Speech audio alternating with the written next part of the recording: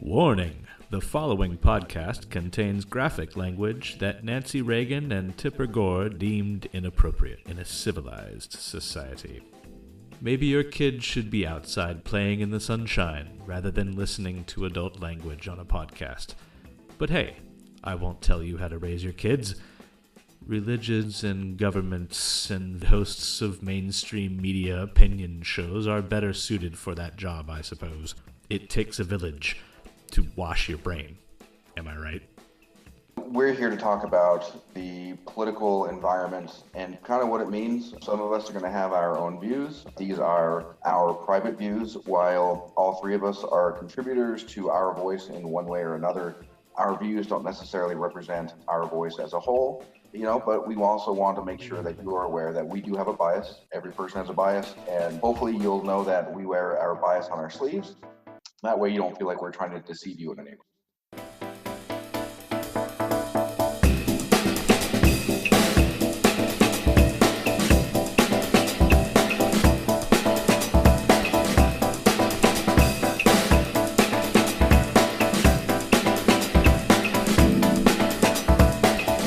Welcome back, boys and girls. I know I've been gone a while, but I'm back, and I've got so much shit to talk about with Chris. Welcome back, Jesse. Yay! It's just been hectic the last couple of weeks, and I do apologize for that. But shit moves slow and, oddly enough, fast here in the South. So Deep in the South, right? Deep in the South. Oh, yeah. So, welcome to Progressive Rampage. I'm Jesse Cheney. And with you, as always, Chris Guru, way up in Maine. Yay, Maine, who just got their legalized pot market, you lucky bastards. Yes, we did. I am very eager to see what happens with the prices of things. If they fluctuate, if new jobs get created, right? Well, they should. The only problem is, and I'll tell you right now, my little friend, do not take a job in the pot market because you will not be able to claim anything on your taxes. Yes, we did cover that a couple episodes ago. 280-E, folks. So if you're in any state with legalized pot, make sure that you lie your ass off on your taxes. Otherwise, you won't be able to claim anything. Good advice. Yeah. Yeah, that's my tax advice for this episode. Lie your ass off. Yeah. Just definitely be smart about how you report. Yes. Creative Accounting 101. What's been going on, Jesse? What's on the top of your head? The top of my head is there's two subjects that I want to kind of discuss today. One is Bill Captain Struggle Snuggle Cosby.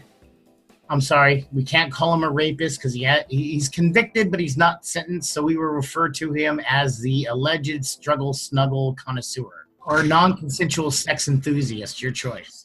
Is that going to be a new flavor in the Jell-O pudding category? Oh, exactly. Yeah, they're going to come out with one that tastes like iron and rough anal sex.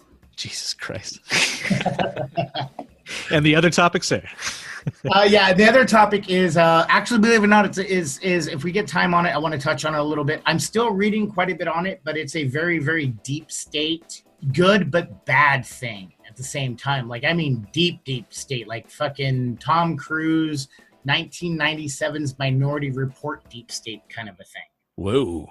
Oh, yeah. So let's start off first and foremost with Cosby. Well, it did come out that Camille is kind of bashing people and trying to defend his honor, I guess. The more celebrities come out against Cosby, at least pointing out his conviction, the more she starts talking about how it was racist and that it was just Hollywood out to get him.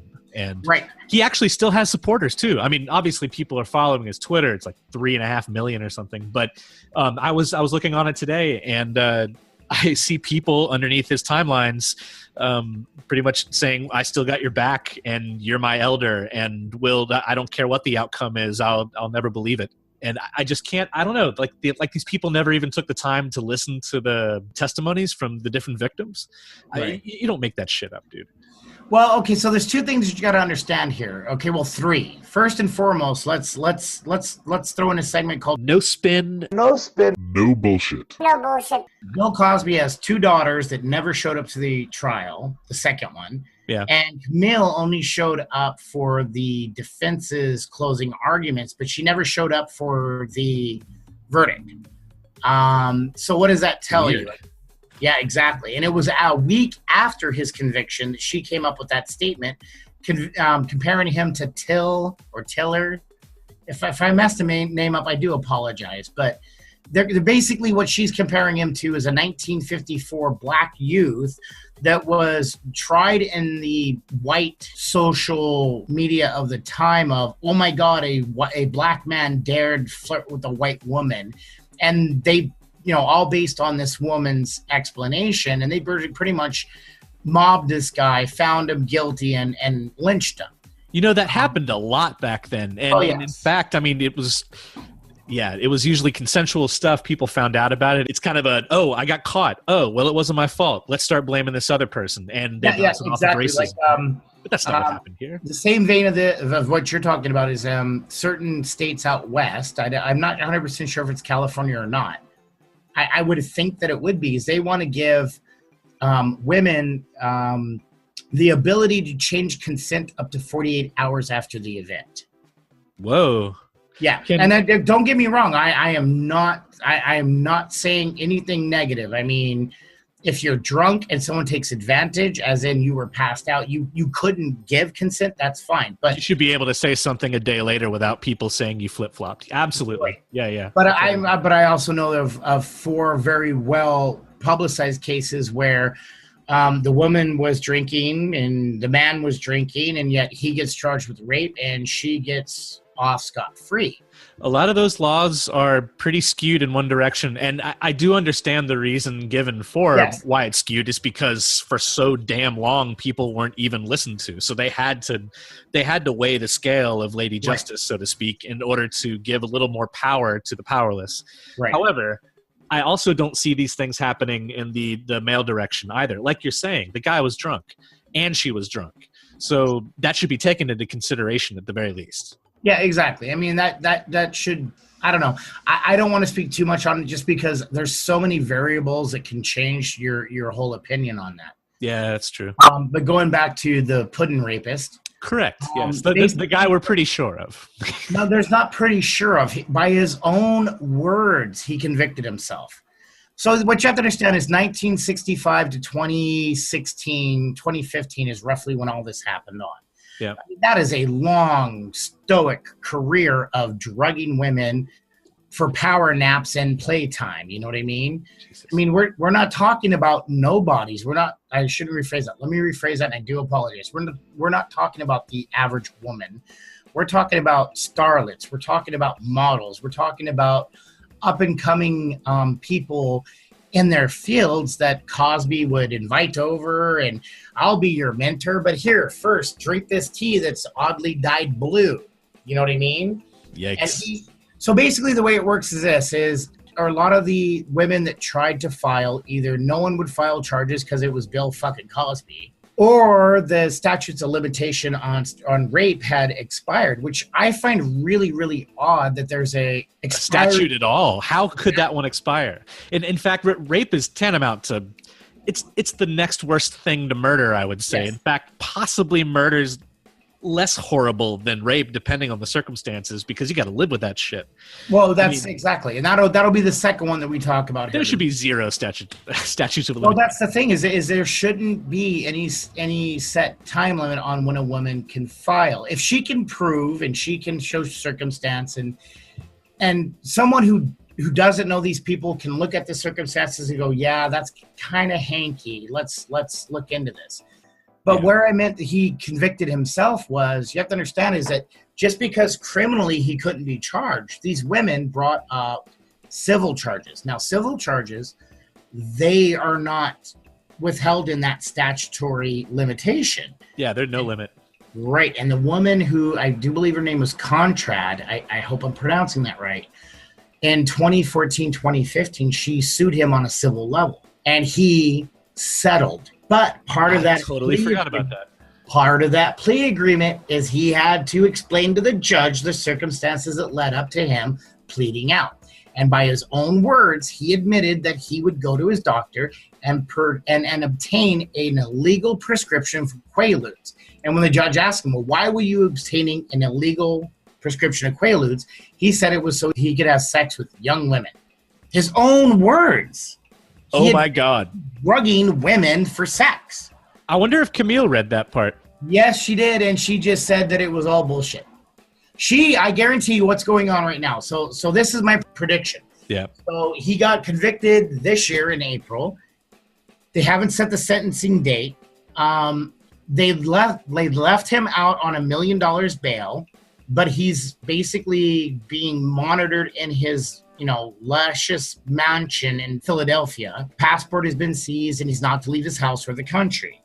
The DA, I got to give him fucking props. He tried to get his bail revoked because he's got the means to fucking flee if he really, really wants to. He's got supporters over the world who believe this is all a witch hunt, what have you. But the judge said that I'll take his passport and I'll do this and I'll put him on electronic monitoring. That being said, I'm assuming that sometime this fall the sentencing hearing will begin. His defense attorneys are trying to push the judge into letting him stay out until there's first appeal, which is bullshit. But I'm going to go out on a limb and say right now, within the next, I'm going to say 90 days from today, Bill Cosby will kill himself because he knows he's going to jail. Now, if he wait a minute. You think by August Cosby's going to kill himself? I mean, you remember that, what is it, November, he has a special coming out? Oh, no, he doesn't. No one's carrying it. Did they cancel it now? It's still on his Twitter page, by the way. Doesn't matter. It is a lot of people that have given him honorary degrees are cutting ties with him and rescinding them. TV stations are pulling the Cosby Show out of syndication. Well, that's good. Oh, yeah. He's lost speaking engagements and everything else. But this is the same man that when the verdict was read had an outburst after the jury left talking about how it was fucking bullshit and she's a fucking liar and all this other stuff. Yeah. And the thing that gets me is, this is what bothers me the most, okay? Is the simple fact is, he was Bill Cosby. He was held up at a higher standard in all communities, whether it was white or black, mixed, it didn't matter. It was Bill fucking Cosby. And in the background, who I was taught as a white male, and I'm not ashamed to say this, is that my culture has taught me that Bill Cosby was the least threatening black man in existence. He was the cross between those two different cultures. I didn't grow up with a lot of black people around. I grew up with a lot of Hispanics and Mexicans and that kind of thing. I'm not saying anything negative. Don't take it as a racial remark. Right. I had one black friend in high school in the 90s, and I think they were one of 3 black families in the town that I grew up in. So Bill Cosby was a big deal to me in the simple fact that he was that bridge between the two different cultures. So in one side of the culture, black people in the rap and in the music industry were these big, scary Tupac, Ice Cube, Ice-T, Compton motherfuckers, okay? But I still got the plight. I still understand. There was no judgment. There was no racial nothing. I still got it. But right. That show is iconic. It was meant to try an attempt anyway, and a pretty damn good one, to normalize the concept of black people making it in our society. Now, whatever you want to think about capitalism or its ugly hidden brother mercantilism, that's actually just, capitalism is kind of a mask on top of that, if you ask me. Yeah, it was basically trying to alleviate the idea of the horrible portrayal of black people, and that was a beautiful thing, because, like you said, otherwise they were always being shown as thugs or yes, what other dog whistle word that they decided to attribute to them. And here's a guy who's, he's a obstetrician, I think, and his wife is a lawyer, and his kids do well in school, and they have regular, normal problems. Yeah, exactly. And it still fed into that other lie that I was told when I was growing up, is that we were middle class. We weren't middle class. Yeah. Looking back, we still lived paycheck to paycheck to paycheck. I mean, and I get that. And when I was in high school, then, I tended to identify more with NWA, and I could understand that. Let me rephrase that. I could comprehend a small portion of what they were putting out and what they were saying about, hey, this is how we live our lives. But the big thing that bothered me the most is that he stood up in his own community and called people out, and were like, you got to stop being this, you got to stop talking like that, and you got to be more like me, and you got to do this. And it's like, meanwhile, in the background, he's drugging women to fuck them. Yeah, while he had that whole campaign about pulling your pants up and not using the N-word within your own community, that kind of thing. Yeah. And the thing that scares me is by that contrast, I'm scared now because the other non-threatening black man that has been just thrust upon the American white culture is Wayne Brady. So I'm afraid now, like, what the fuck's going to come out, that he's killing hitchhikers and he barbecues babies and he's, summoning Satan at every other Saturday and they play fucking cribbage together. Geez, well, Dave Chappelle even touched on that possibility, making Wayne Brady out to be a pimp. See, now that's the thing that gets me is I'm wondering now, I mean, it was a comedian that brought all this kind of more out into the mainstream in 2015, 2016. It sure was. And a lot of the stuff that, I mean, everyone knows who it is. I mean, I always screw up his name. It's Burris. But I mean, he's a hilarious guy. And I get it. I mean, he was like, look, this guy's standing here in front of you saying, hey, I'm this and I'm that and I'm this. But he's got multiple lawsuits against him for being a fucking rapist, and everyone tends to look past that. I've even had people at work when that first hit. I went into work and was like, oh my God, can you believe what happened? And they were like, yeah, well, but it's Bill Cosby and he's old and he's blind. Like, are they going to put him in jail? And it's like, yeah, because A, he's old and he's not going to put up much of a fight. And B, he's blind. He ain't going to see it coming in the showers. He's still got to pay for what he did. Yeah. And they were like, yeah, but he's Bill Cosby. And I'm like, okay, well, then that means I get to play my white version of that card and go, well, Hitler liked puppies. Who does it? How can you sit here and say that he was so horrible if he liked puppies and he painted and he liked to bake pies? I really don't like I get because he's 81 years old. They're putting a bracelet on him and leaving him in his house. I really wish there was some way that they could let Camille stay in their house, but like confine him to like a small space that doesn't have a lot of, I don't know, like jail. I don't know that it's, well, even if he weren't to go directly to actual jail, it's more like he needs something taken away from him, and I don't think he was leaving the house ever anyway. Like, what is his regular life now at 81? Like, is he going out to the bars? Is he going to the mall? Is he even driving in a car anymore? Like, no, more importantly, like basically you got to wear this stupid bracelet and that's it. I don't give a shit. More importantly, he's sitting in the lap of luxury, enjoying the fruits of his labor, even though he knows that in his pastime and his hobby, instead of being a fly fisherman or a philanthropist or a community outreach volunteer, no, he chose his after hours activity to be drugging women and fucking them. He needs to be in jail. Why is he not sitting in jail? Any other person of color or any other white person for that matter that was accused of the same goddamn crime would be, after the judge said, well, jury found you guilty, you're off to jail. I know, right? But he's rich, so he can sit in his fucking $1 million fucking mansion with the goddamn bracelet on. No.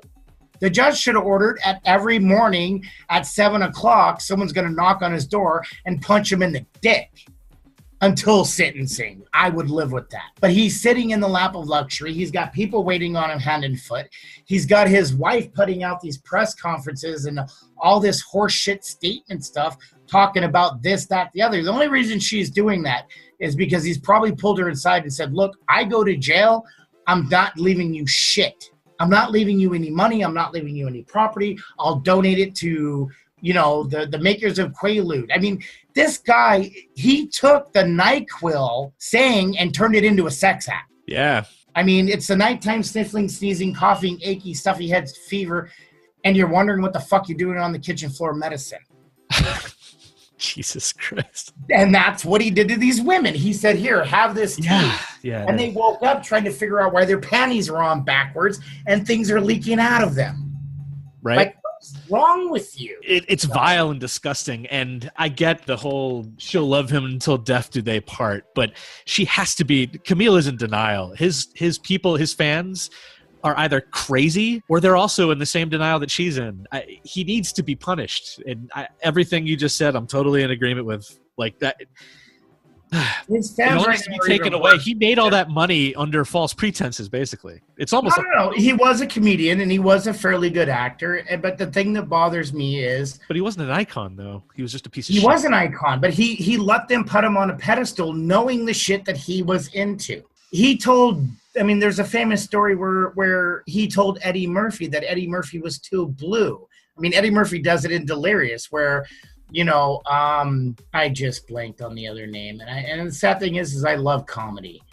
I mean, that's the thing is this guy was a comedian in this. I mean, goddamn, he did Fat Albert. Right. And yet... Hey, I remember Picture Pages. I was a kid once. Right, but I mean, if you're that much of a fucking slimy douchebag behind the fucking scenes, at least have the common courtesy to not stand up on PBA and take award after award after award for being an upright, standing citizen. Just bow out and be like, no, that's not my place. And then do what you got to do. The thing that bothers me the most, this is the other thing that bothers me the most. If that is your kink, no judgment. If that is your kink, find someone consensual. There are women and there are groupies. There are paid professionals that would be like, wait, you want me to come to your house? I'm going to charge you $1,000. You're going to give me tea that's got a little bit of a pink haze to it and tastes bitter. And I'm going to go to sleep. You're going to do what you want to do to me. And when I wake up, you're going to give me $5,000 to keep my mouth shut. There are women. There are men. You know what, though? They would have done that in a heartbeat. You can look at it in terms of that being his kink, but I really think that kind of stuff, rape and sexual assault, it's so much more about power than it is about getting off.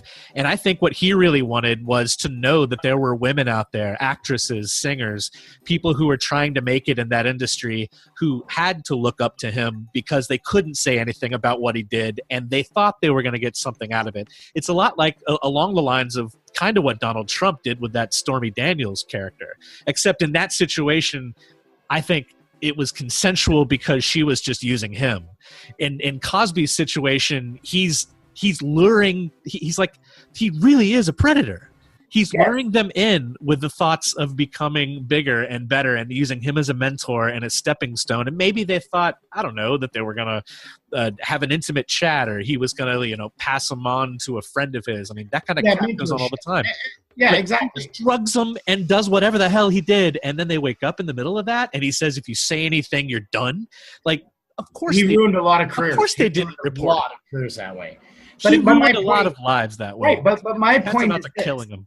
The whole, like you said, the whole power and everything else, being a predator, there are groups for that. BDSM.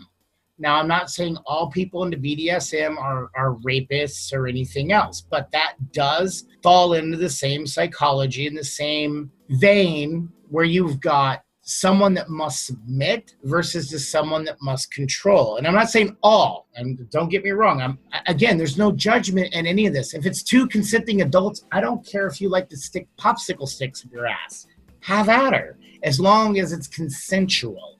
If two consensual adults want to slather themselves in mayonnaise and throw puppies at each other, I don't care. I really don't, as long as it's consensual. If one person likes... There are women that have the rape fantasy. There are women that feed into the rape persona. Women, it's called the rape fantasy. Men, it's called, it's a Dustin Hoffman movie about the teacher, Mrs. Robinson. Yeah, right. They always say that's a syndrome. Exactly. It is a syndrome. And again, nothing wrong. No judgment, as long as it's consensual. These women were not consenting. They couldn't give consent. But what I'm saying is he lived in Hollywood. He was rich and goddamn famous. He's Bill motherfucking Cosby. He could have found a million groupies that were like, I'll pretend to play dead, or I'll pretend to play drugged. I'll do whatever you want me to do, Mr. Cosby. Fully consensual. That's my point. That is the crux of my argument right there, period, is that it was non-consensual. He could have found people that would have been willing to, except no, he decided to be a self-centered fucking monster and just take what he wanted. And he figured, I'm Bill Cosby, I can do whatever I want. Well, let's try your pudding pop games in prison and see how you fare there. Because everyone knows prison lore states that rapists and child molesters usually get it harder in jail. you're a douchebag, you're a douchebag.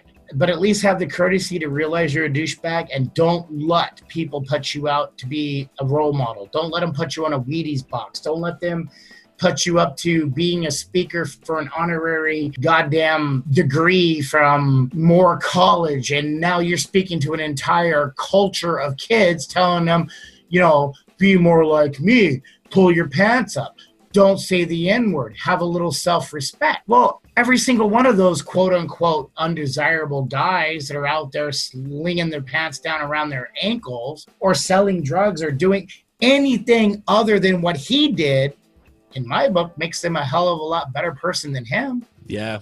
If anything, my takeaway is he shattered a piece of something that was inside of me. Like not even the aspect of him exposing possibilities to me, a white kid, but honestly, just I got some moral build, right? Like you're affected by everything in your society. So obviously TV shows affect people.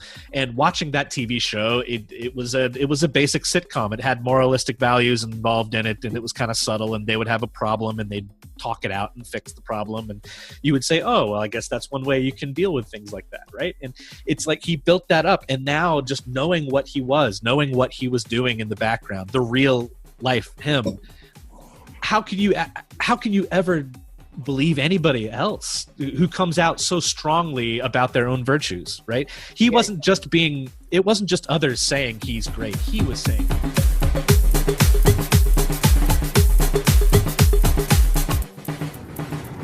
Attention, all Utah Republicans, all conservative-leaning voters or thinkers that could potentially be voters.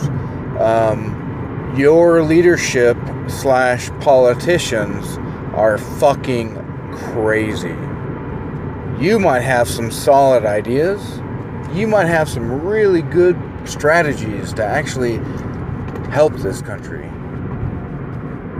But the politicians representing those ideas are so perverted that there's no way that your ideas can filter through in a influenced manner, and they just turn to shit. Democrats on a national level, arguably the same to a maybe lesser degree. They definitely get turned to shit, but maybe not quite in the same. I don't feel the same punching down kind of feeling. I feel like the GOP enjoyed punching down, and the Democrats just kind of chalk it up to just kind of how life is. It's okay, pull yourself up by your bootstraps, but they say it in a nicer way. But you know what? Your politicians are fucking nuts, so we need you to run for office. We need you to spread your reasonable, rational ideas. I actually hear quite a few conservative, reasonable, rational ideas quite a bit. Believe it or not, I work at a university, and there are some very conservative views, even though it's a very liberal, playground. But I enjoy hearing them. We need to be able to invite and welcome different viewpoints and grow up. If you can't be friends with somebody who has a disagreement with you or who thinks in a different way, we're not freaking children. Right? I'm 37. What happens if you're, 25 and you just harumph? I can get a harumph out of that guy. You just harumph until people agree with you. And if they don't agree with you, you just cut them out. What fun is that? Who doesn't like to be challenged? And if you don't like to be challenged, why not? I get that it's uncomfortable. But we need to challenge ourselves in order to grow. You don't grow by being comfortable. A tree doesn't grow tall and strong because it's just chilling. It's because the damn wind tries to throw it over, so it's really strong. Super strong. And so you need that push, that shove, that kick in the ass to, force you to stand up and kind of show, the metal you're made from. But that's kind of how I feel. this comes from, for what it's worth, a guy who's driven over the road in a truck, who's worked in the oil industry, who's worked in factories, also now works in pediatric research. I have a wide range, and we need reasonable people, regular people. I don't care how smart you are. I don't care what degree you have. If your full intent is to sell out, well, go eat a dick. Like, what the hell? Like, why would I want to even have a conversation with you? Like, how is that not a non-starter? I don't get that. We have so many people that are non-starters because they're corporate first, and it blows my mind. And yet, we actually take them as if it's a rational way to behave and a rational way to vote. It blows my mind. We need regular people. I don't give a shit what education you come from. You can think rationally. I can understand where you come from. You can be polled by evidence and not have overwhelming evidence and take a snowball into court and say, well, since there's snow here, then there must be no such thing as climate change or global warming. And come on, guys. Let's quit being fucking idiots. Let's quit listening to people who are paid to be disingenuous. It's time to get real. Nobody is going to save you but yourself. Nobody wants the job. Nobody. None. Nobody wants the job. You need to save yourself. So why aren't you doing you? Why aren't your ideas up there? Why aren't your ideas being debated at the Capitol? Why aren't your ideas being debated by City Council? How come your ideas aren't the ones that are on the table? Because you're not making them. So why the fuck not? Let's go. Come on, Nancy. Let's go. Anyway, thanks.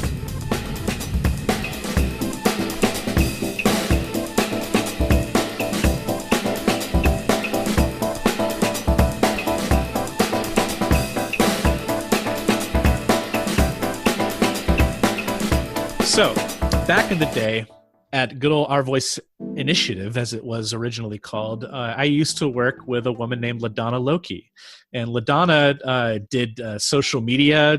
Pretty much she was the queen of our social media platforming. She was able to build our Twitter account, and she worked close with Michelle Streisand, who was doing most of the Facebook work. And myself, I just started, I was a writer and then an editor, and then just kind of handled the stuff on that end. But with me today is LaDonna Lokey. She no longer works with Our Voice USA, but she does a whole lot of really important political work, and I want to get to know more about that. How's it going, LaDonna? Good. Thanks for having me. Oh, and I also want to mention she's in a, what's the name of your podcast, LaDonna? Move Left Idiots is our podcast that we do. Move Left Idiots. Yeah. It's really good. Okay. So, LaDonna, I guess diving in, what are you doing now? I'm insane. I'm working across 3 different campaigns, and then I also work with a romance author. So across those campaigns, I kind of do whatever's needed. I mean, some people think of me in terms of a comms director kind of role, and I definitely do some of that work. But so what it is that there are different roles on campaigns, and not every campaign, particularly the progressives that I support, can afford to have someone in every one of these roles. Right. Sometimes they're run by volunteers, sometimes they just don't have it. And so what I try to do is be as flexible as I can with clients based on what they need. So for some clients, really what they need is to build up their social media following, grow their Facebook likes, grow their Twitter followers, all of that kind of stuff, Instagram. For some, they need more of the communications put together. So all of their messaging on their platform, whether it's, based on things that are trending at the moment or just things that relate back to what they care about, all of that stuff. But then I do other things like email fundraising and exchanging lists and trying to build coalitions with other campaigns. And so it's, there's never a one day that's the same as the one before it. And I guess that's what makes it good and exciting. Wow. When do you find time to sleep? I'll answer that in November. Maybe we have something in common. Yeah.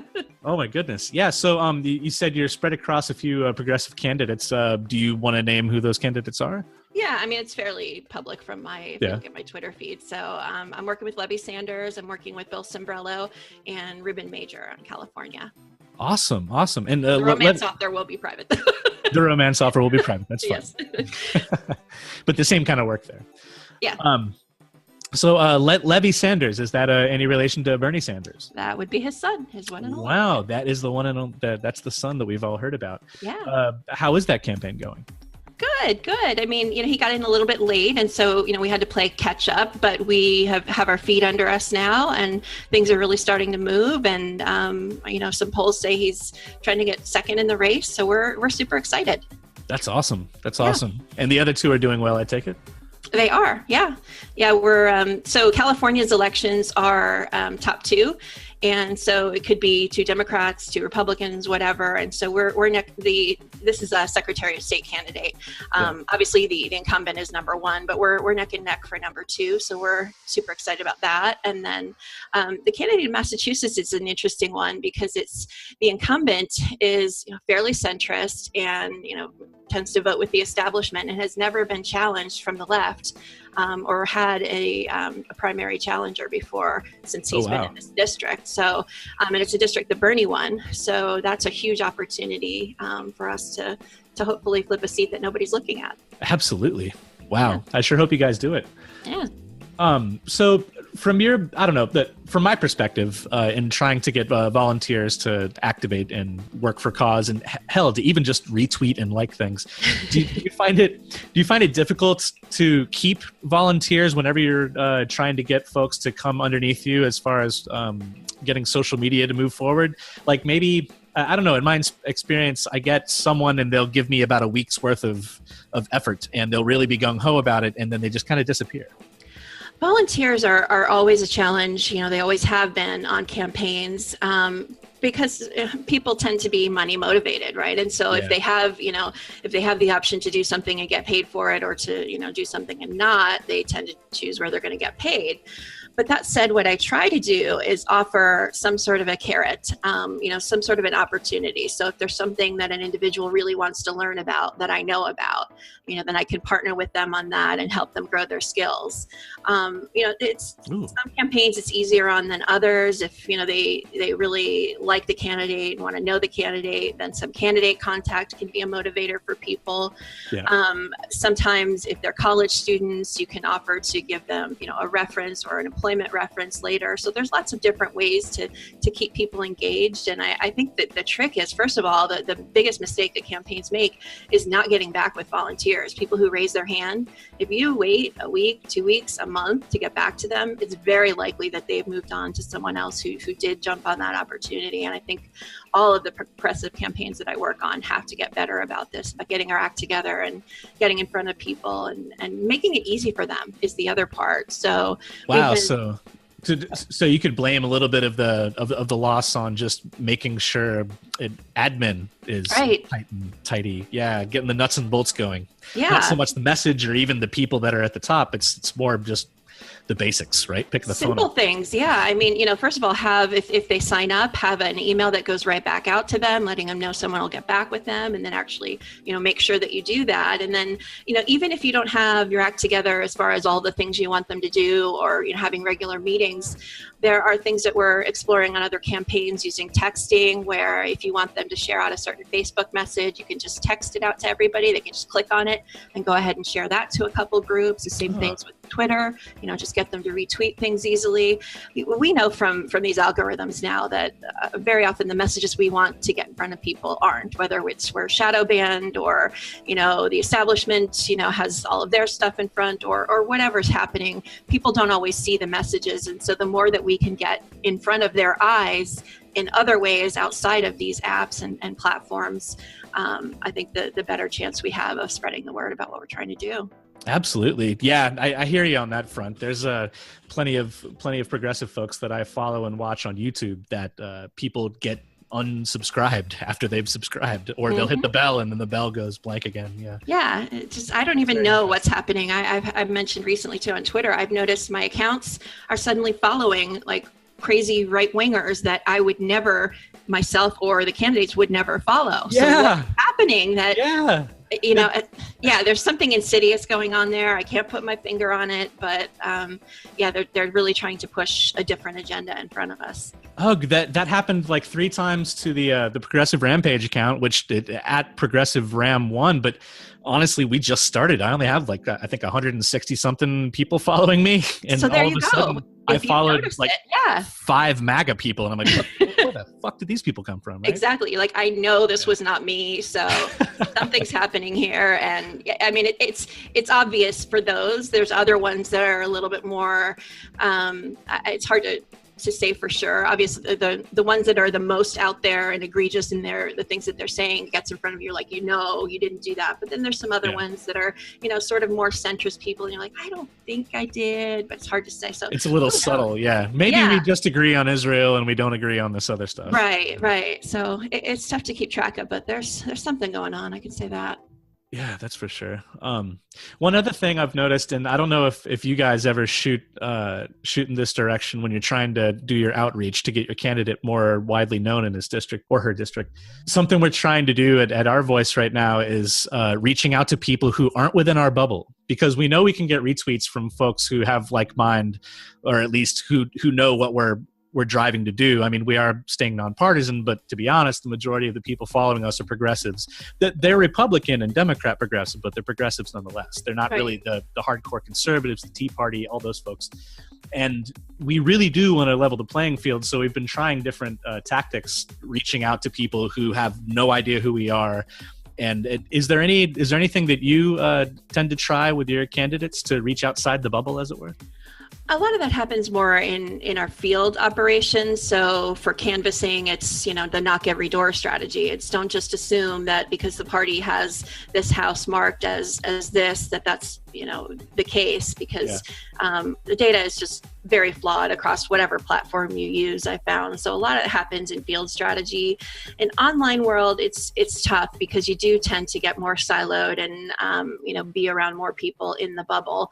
I do try to do, we have these little, and you probably are a part of some of them in Twitter, there's like a DM group. And so it's certain people that are supportive of the cause of the candidate or whatever, and you invite them all into a group, and then you can all share each other's message and, sometimes just BS, whatever.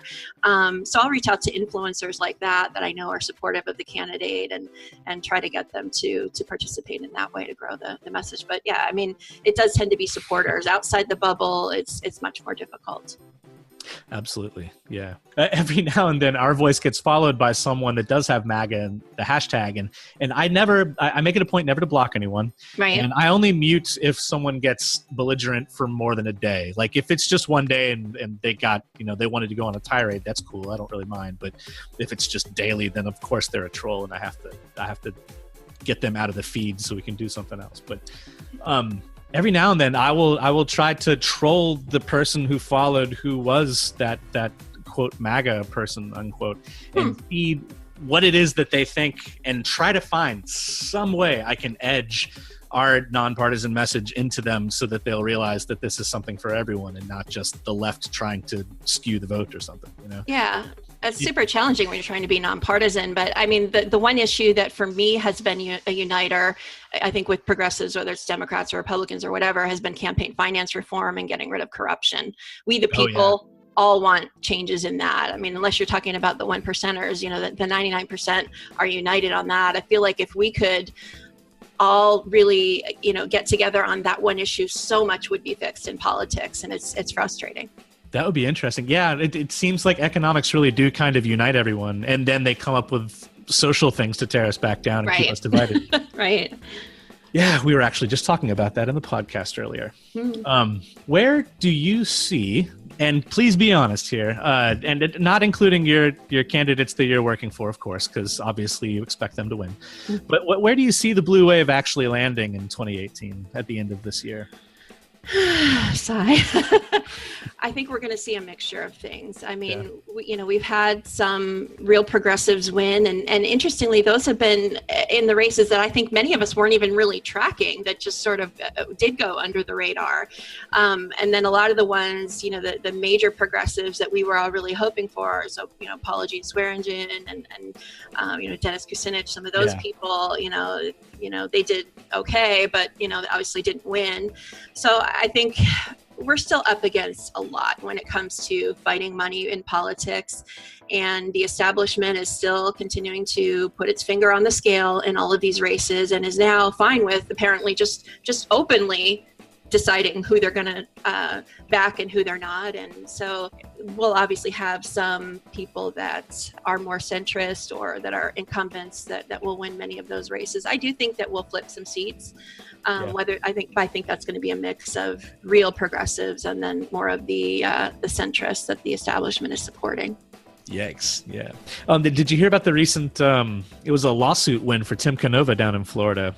I think that just happened today, where he sued with the Debbie Wasserman Schultz race that he was in.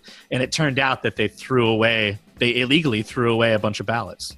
Yeah. And what is the recourse for something like that? Whether it's That's what everyone's asking. In that race, or whether you look at all of the flaws that happened in 2016 in states like California and New York, where people were taken off the voter rolls. I mean, there was a period of time for a while after the 2016 race when there was a big push for a revote. And I think a lot of that was suppressed and I think it's, suppressed by the government because it would throw our country into chaos. There would be rioting. I think it would be really unsettling, and it would disrupt the timeline.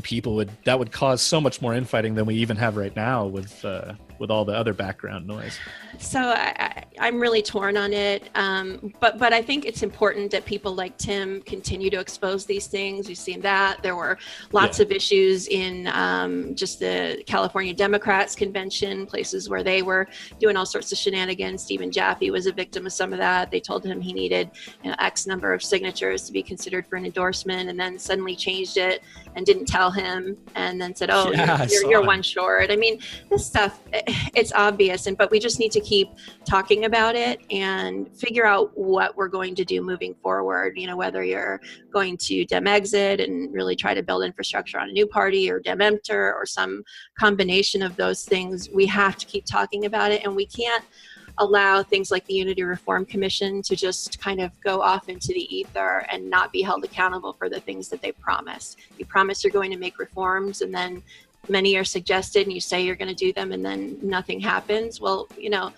this is why I tell people, do not donate to the party, either party. Just don't. Donate to a candidate that you support. The money will be used directly for that campaign. And, by weakening the party infrastructure, that's really the only way that I can think of to send a message to them. But then, what it does is it forces them to look for money in other places. So like in New Hampshire, they're looking to charge $37,500 for the list of registered voters. Oh my goodness! In their party, and I learned this on Levy's campaign, and it's public. Whereas the Republicans are giving their list for free. That is incredible. It's as if the Republicans don't mind if somebody's trying to infiltrate, but the Democrats are like putting their back against the wall and building this like cash barrier to keep people out. That's exactly what they're doing. And so there are other places where we can go to get this information. You can get bits from the Secretary of State. There are data services that have some of it. And I think they're seriously overinflating the importance of some of their historical data. A lot of it's crap. Anyway, definitely not worth paying $37,000. Even if I had it on a campaign, I wouldn't do it. But it just shows how broke they are and how twisted they are and how backwards their priorities are. It's the most undemocratic thing that I can think of, and that is so amazing. Yeah. Well, I mean, one silver lining I can definitely take from all of this, and I hope the people out there that are becoming woke, that are waking up, that are paying attention to politics now and they've never paid attention before, is that even though you're not getting exactly what you want immediately, we all have to remember that as Americans, we have a problem with that, and we need to recognize deferred gratification. And these are actually positive steps forward. Like Tim Canova, he won his lawsuit. Now, is anything going to come from that? Is Debbie Wasserman Schultz going to be linked to any of the nefarious activity? Are they going to have a runoff vote? No, of course not. But it did expose it. It's kind of like the lawsuit against the DNC for Bernie Sanders getting robbed in the primary. It exposed how they really feel about this, and that kind of started this whole waterfall effect of all of these things coming out in the open. And it reaffirms for a lot of us we're not crazy. We get told, oh well, there's none of that really going on. You guys are not. No, it's really going on, and in fact, it's much worse than any of us realize. It's far worse. And so we have to continue to beat the drum until people start to listen. But, I struggle because there was a point in time where I said, okay, well, my thing is going to be to support candidates that support campaign finance reform, get them into office, and we'll start to fix this. Yeah. And then I started to realize that we have no election integrity. And so how the hell are you going to get him in office? How do you get him in office if you have no election integrity? So then, and that's why Ruben's race was important to me, fighting for real election integrity, things like secret software. If you have Microsoft or Oracle or, any of these major companies using proprietary software on machines, we can never truly audit it. That's their software. That's their code. We need transparency. Exactly. And then we have, foreign governments and foreign countries, software and machines from them. And I'm not saying that you have to necessarily distrust them because they're a big company or because they're a foreign country. I'm just saying we need transparency. The people deserve a look at this. We need to return to paper ballots. We can figure out the counting portion of it because we know that paper ballots themselves, hanging chads and all of that were problems too. But so election integrity. And I never paid attention. I thought I was very involved in politics, but I never paid attention to Secretary of State races until I started to realize just how messed up our elections are, and that now we have to start there. So I'm not picking or choosing now. It's not, are you corporate or are you supporting it? I'm trying to do a little bit of both and support them all at the same time. Yeah, really, I'm looking for people with integrity. I'm looking for people who at least understand the reality of that there are steps to the process of getting to where you need to be, but that they actually know where they're trying to go, and they're not giving me lip service. It's really easy to pick it out. Like if I hear, I don't know what your feelings are on these people, but when I listen to Joe Biden speak about trying to give a free community college, that's like an olive branch. It feels like it doesn't feel like he has a goal of getting publicly funded college out to everybody. They're co-opting the message. They are. And I hear Kamala Harris mention healthcare and just saying stuff like access to healthcare for everyone. They throw these words in there to try to fool the public because people are only half listening to the news. But really what they're doing is they're guaranteeing that they can't be, confronted for saying something and then not doing it. Yeah, it's an art. Their words. I hate to say that I learned some of that art when I did work in the corporate world, and so it's even more obvious to me now when I see candidates doing it. And I think though more people are waking up to it and starting to realize it. If you go on somebody's website and you don't see any issues and you don't see them really saying much of anything, that's an answer for me in and of itself. If they're not really talking about where they stand or they're being vague about it, or using words like access, then they're not going to really be there for you. They're not going to keep their word. And I think that's part of why we have Trump. I hate to say it, but I really think that part of it is just people got so tired of the bullshit, of the doublespeak and people legislating by poll and, trying to figure which way the wind was blowing. There was no moral compass there, no set of beliefs, whether it's somebody like Hillary Clinton or Biden or whatever. They don't move based on what their beliefs are. They go based on what they think they can get away with, or what the people, want at that moment. And so I think that as much as we all abhorred many of the things that Trump said, people at least had a sense that he believed himself what he was saying, and that, if nothing else, you knew what you were getting. And I think there were too many question marks with other candidates. That is a pretty bold statement, and I would say highly accurate. The only side effect, I think, was that maybe on a couple of things that I thought would be great, he did not follow through with. Like, he did make comments about how there's no reason for us to be in hot wars all over the place, and we have too many military bases, right? Mm-hmm. I was thinking, I was like, I don't want him to win, but by God, if he did, at least we would have somebody paying attention to how much money we're throwing away in the military-industrial complex. And then he just expands the shit. So that might be actually, the career folks out there. I won't say the DS word that's right off, but the folks who were in the government for a very long time probably approached him and said, "That's not going to fly. Sorry." Did you see how Obama didn't get it done either? Yeah, I'm sure that something happens, either while they're being considered for the role, and then shortly thereafter, a conversation with, I don't know. I mean, I'm not total conspiracy theorist, but I do think that there are forces that kind of make decisions on this stuff, whether you talk about groups like Bilderberg or just, I don't know, whether it's a group of billionaires that decide what they're going to rally around. I do think that they make some decisions that heavily influence the rest. And so I think that they pick who they think is going to be the most malleable and the person that they can control the most. And we know that Trump has a lot of skeletons, not even in his closet anymore, just right out in the open. Yeah. How much more in the open can they be? Right. Grab them by the skeletons. Yeah. And it's not a conspiracy to say there are things that happen behind closed doors that we don't know for whatever varying reasons they might have, but the best logical conclusions we can make is that someone claimed they would do this, and then they were shown, no, this is what reality is, and nobody gets to know that. And for sure, with regard to the military-industrial complex, that's the case. Oh yeah, for sure. But anyway, hope springs eternal. I'd love to see that guy disappear in 2020. I don't know that he's going to be pulled out any earlier, but it doesn't seem like it, and it seems like no matter what he does, that they'll keep him in because they're getting the tax breaks they want and certain other things, so they'll let everything else slide. He could have been gone right away with the emoluments clause. They could have gotten rid of him, but they didn't want to. Yeah.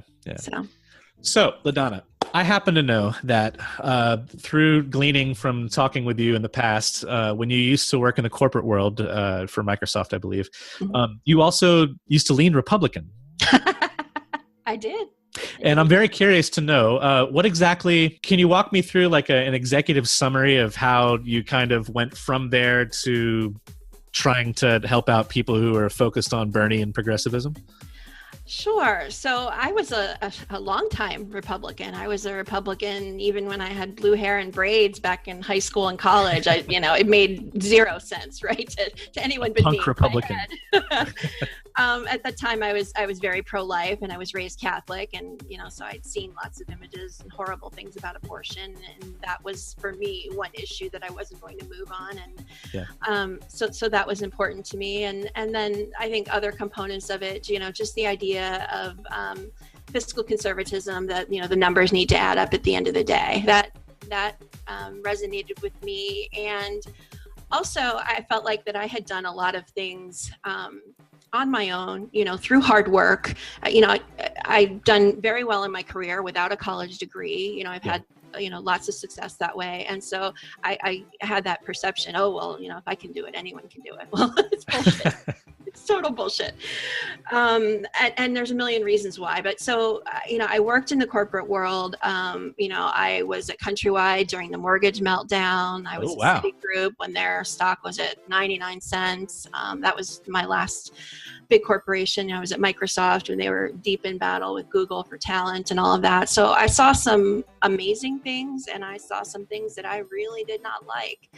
And it was making me sick. It was physically making me ill, to the point that I said, I can't continue to do this. I can't lend whatever talent I have to this machine to continue this bullshit any longer. And so, for health reasons and other reasons, I stepped away, and I just had a major, what the fuck am I going to do, couple of years. And I had everything that they say you're supposed to have. I had 6 months salary saved. I had, my 401k had been killed by Countrywide, but I had, decent, financial situation. And over time, all of that got eroded, and, some family things and other stuff happened. And I wound up homeless with my family. Oh my goodness. I don't talk about this a ton with people. And I think at the time I felt very ashamed, like, oh my God, you know, I'm horrible. And how could I let myself end up like this and all of that. And since then I've been able to come to terms with it. And actually I consider it now to have been a huge gift and a huge blessing. Oh, wow.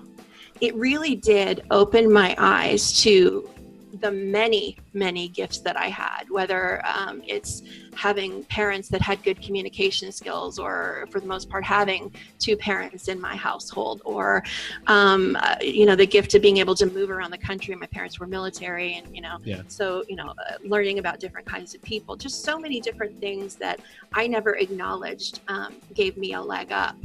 And when I was right there face to face with so many people who didn't have what I had. And for me, you know, it was hard enough to pull myself out of that, as I eventually did. But for some of these people, it's impossible. You know, one person started getting pregnant when she was 14, had 4 children, had 2 of the fathers of her children murdered, or actually one was murdered and one OD'd. You know, never got her GED, had only had just very basic level education. And this girl was a fighter. I mean, she was, you know, she was tough. She fought for her kids. And, you know, up until we were together in the shelter, she'd kept a roof over their heads and all of that. But just, you know, too many things happened. And you know, like so many people in this country, if you don't have, you know, a good safety net, you can wind up there. And so, you know, the statistic says that the bulk of Americans don't even have $500 for a car repair or rent or whatever. So what happens if you're in that situation and then you get laid off from a job? Then you get an eviction. Then you get, you know, or foreclosed upon. Then you get a car repo, and all of these things build up. And what was amazing to me as I learned about this was that the social safety nets that I thought were there weren't. It's like the dominoes just fall right through the board. There's nothing there. They do. And what's worse is, so public housing, as one example, you think, oh, well, okay, somebody's poor, they can go get into public housing. Well, first of all, there's waits. Some places, something like a Section 8 list isn't even open and hasn't been for 5 years.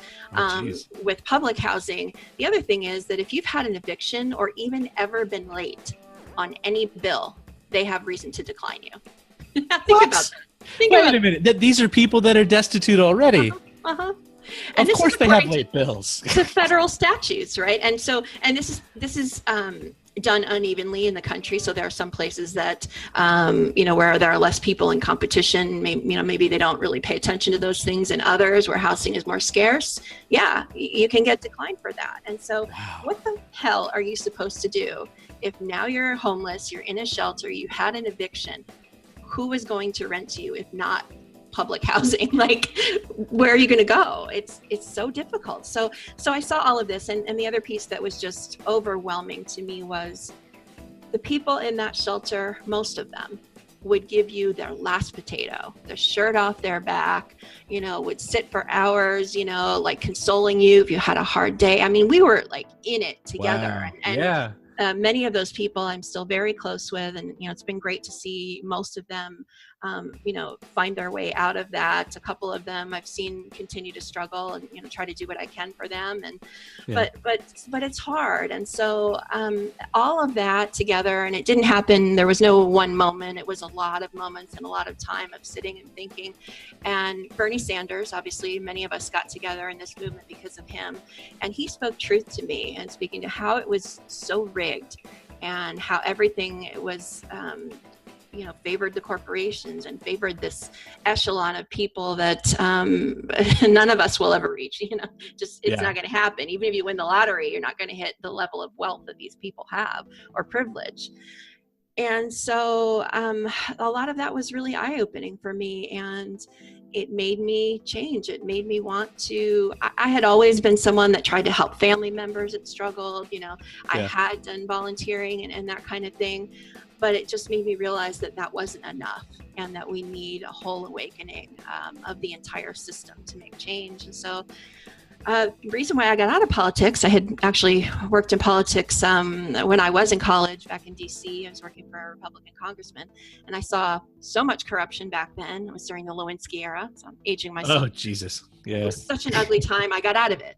But the same thing that made me get out of it made me get back into it, because there is so much corruption. And I now feel like I have maybe not all the right tools, but certainly better tools to be able to affect change in the system. And so and you have a unique lens to see it all through too, I have to say. So it lends you a little bit of extra credibility in my eyes, because you can see what we all see now, and of being able to view it from a different circumstance. Like, and plus with your shift in economic status as well, you're able to see it through different eyes. I would say any campaign that has you on their team is lucky to have you. Oh, well, thank you. I do feel, as hard as it was, I'm in the thick of it, I'm telling you, I was not thankful for it at all. Oh, hell no. I remember, the first day being in the shelter, and somebody gave me a brand new, really soft blanket. And I hadn't been street homeless, but I had been, like housing insecure and staying in motels and that sort of thing. Yeah. And it was that one thing, or, a really nice cup of hot chocolate, just these little things that can make you feel seen and feel like a person again. And so I think, we need obviously top to bottom change, but we also need just this day-to-day change in making sure that we really see one another and connect, and that we don't just, look at our lane and ignore everything on either side of us. I think we've all get guilty of that at times. Sometimes it's hard to look when you're out getting food somewhere and you see somebody that's homeless. It's hard to look at that. You don't want to look because you don't want to think that could ever be you. I really think that kind of thing is from training, home training, life training, skills that you develop as you learn to operate in our society. And I really think that the true human condition is what you experienced with people like listening to you and giving you that blanket. That's what it really is to be a human being. And that doesn't come from having or not having money. That just comes from that. Almost sometimes maybe even the money has to be stripped away for people to realize that I feel that way. That probably couldn't have happened any other way for me. And Republicans get that criticism a lot, that we don't really, I'm not one anymore, but when I was, that, we have to experience things in order to really get them. And I hate to say it, but that was true for me in that one issue, that I really had no clue. We weren't rich growing up, but we weren't in poverty. And so I had no idea just how difficult it can be for some people. And so, like my Angela says now, I wouldn't trade nothing for my journey now. I can look back and be thankful, but that doesn't mean it was easy.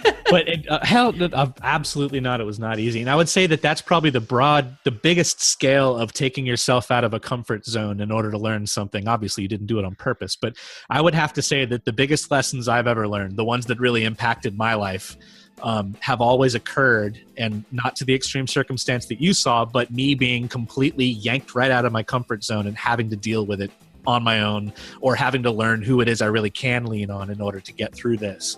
And that's so true. You learn so much more through that. And I would have to say to all those out there who are thinking of volunteering, or might want to support a candidate, or just want to go and support a cause like a blood drive or work for Normal or something, go do it. No matter how scared. In fact, the more scared you are, the more important it is for you to go and do that. Absolutely. It will change your life. Yeah, growth begins where comfort ends. And I can think of many, many times in my life where I've been terrified. When I first was a recruiter and started cold calling, I remember looking at the phone for 20 minutes and going, like I can never. And now I'm on the phone all the time, right? And the same for career opportunity. A lot of career changers don't know how to make a shift from one thing to another. And I say, volunteer, raise your hand, do something, learn a new skill. And sometimes you do have to work for free or for very little to be able to get your foot in the door. And then you gain the experience and then you get paid for it, if you can. And not everybody, can afford to take the time. If you're working 2 or 3 jobs, I get it. I'm not going to, I don't judge for that. Right. But if for those that are out there and have the ability, when you volunteer, you get so much more than you give, whether it's an hour or 2 hours, whoever you're working with, you get back so much more from that than any time you put into it. Hear. I have to agree with that. In fact, I will admit that I'm a professional chef. That's what I've done for my whole adult life for my career. Prior to that, I was a telemarketer. So I know what it is to learn how to get through the cold call fear. Right. Volunteering for Our Voice, had it been something else, it would have been something else. But whatever, the founder, Sam, just happened to find me on Twitter, actually, and said, come write for us. Yeah. And so I went in there and I gave it 110%. And now it is my path to try to shift my career. I don't make any money at any of this. That's how it starts. That's okay. But that's not the point. That's not even why I'm here. I've been doing it more than a year now, and money has been is not even the focus of the organization. Right. Trying to change something, Well, and I want to address something else too, because there are a lot of people in this movement that will say something like, money is inherently evil, and that will try to shame, people like me or others who do charge for our services. And to that, I think about you. So, as a chef, would you ever go into work and just show up and start cooking just for no money and just make food for people? Maybe if they needed it, right? But it wouldn't be the expectation for you to use that gift and that talent for nothing. And yet, in politics, it's almost always the expectation that because we believe in it, that we're supposed to work for nothing. And granted, there are places, where I still, volunteer and donate my time to candidates outside of the ones that I get compensated for. But we have to be able to, provide for ourselves, basic rent, all of those kinds of things. And so there's nothing inherently evil with charging. By no means do I charge what, an inside the Beltway DC consultant does, but I have bills to pay too. And what I am really trying to do with this is to be able to give progressives and grassroots campaigns who can't necessarily afford, that inside the Beltway, level, of payment. I try to give them that level of quality, but at something that is more affordable. And so some campaigns, might only pay me for 10 hours a month. Some might pay me for 10 a week. It really just depends. And I try to be as flexible as I can be with them on that. If they can get someone that does some of what I do cheaper, then hire that person, and I can train them. I can consult. There's so many things that we can do to be flexible, but there's nothing inherently evil about, getting paid just because you love it. Staying afloat. Just make sure that that's not your goal, because honestly, the nonprofit world is not where you go to get paid. That's true. Well, that's maybe, well, no, I shouldn't say it. Yeah, I will say it. Maybe if your name's Clinton, but otherwise, it's not a place to go to get paid. No, and if you are in it for the money, then there's going to be a difference in the candidates you support, right? So if I was really in it for the money and I wanted to, I could try to go work for the Cory Bookers, Kamala Harris, and Elizabeth Warren, and those kinds of people. But I don't necessarily support all the things they do. I did support Liz Warren at one point, but she's been kind of disappointing lately.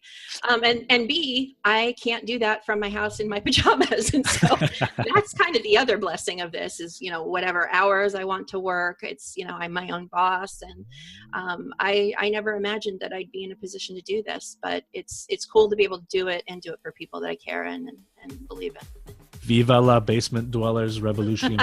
That's right. That's where it starts. All the best things start in the basement. Wait, can I say that?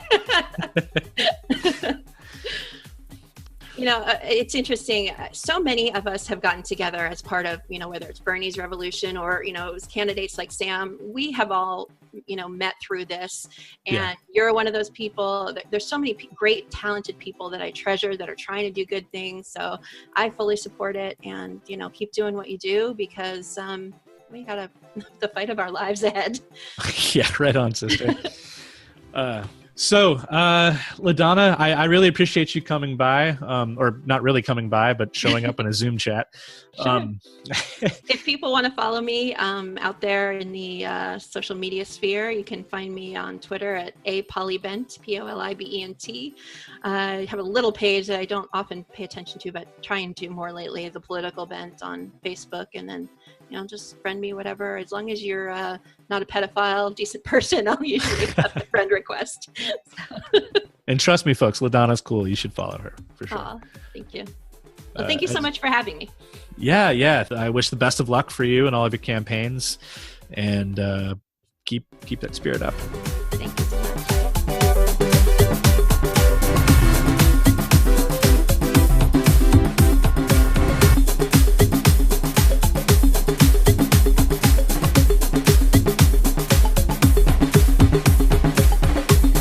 Might be the telltale sign, because if you look into Bill Clinton, just to drag it back into politics a little bit, he is the biggest advertiser of Bill Clinton being a great man, right? Right. But he had consensual sex, even if it was a little bit coerced, with countless pages in the White House. But I mean, beyond that, I mean, he cheated on his wife. As far as we know, Bill Clinton and Hillary Clinton have a closed marriage, just like 99% of the other married people in the world, or in the United States. Now, if that's different, then come out and say that. I mean, if Hillary would have came out and said, look, I know everyone's upset about what he did in the White House, and I know everyone's upset about this, but we have an open marriage. He does his thing. We love each other. We are, at the end of the day, we are all come together. We're still a family. Bill gets to fuck who he wants. I get to fuck who I want. A lot of people would have been like, oh my God. Oh, okay, I get that. That makes sense. Okay, yeah, that's fine. Right. You know what I mean? But when they stood up and said, no, they're a good Christian family. They believe in man and woman and only one set. And Bill's turning a PA into a humidor for cigars and playing fucking swamp-ass cigar games with someone. Again, no judgment. But at the same time, then you don't get to stand up 5 years later and say, I was one of the greatest American presidents. No, you weren't. If we hold you to that high standard that we should be holding our politicians to, you lied about a lot of shit. And then you stood in court and said, well, define is. Did you have sexual relations with that woman? Did I have sex with that woman? Yes. Define sex. You know what I mean? And he's got a point. Legally, there is a legal definition of sex. But at the same time, if we're going to point fingers, you got to remember Starr, who prosecuted him at the time, was busy banging his fucking sick, cancerous, his wife's nurse while he's prosecuting the president of the United States, who he then later on married after his wife died of cancer. That guy's a total piece of shit. Exactly. So that's why I say when it comes to sex and it comes to morality, I don't judge and I don't throw stones because I don't know what the situation is. If Kenneth Starr would have stood up and said, well, technically we could impeach the president because he did technically lie, but I understood why he lied. Well, and it had nothing to do with the inquiries in the first place, which is kind of, it's the technicality they're shooting on trying to get Trump down for now too, right? Yeah. They busted Flynn, but actually the Flynn thing is far more complicated than people are letting on. They busted, Manafort, but honestly Manafort is far more complicated and far less treacherous than what people are letting on. They're going after Cohen right now, but as soon as they come back with the counterattack of how exactly did Stormy Daniels' lawyer get all of that information, that's going to blow up in their face too. And it's like they couldn't prove any corrupt collusion, so they're just looking for corruption.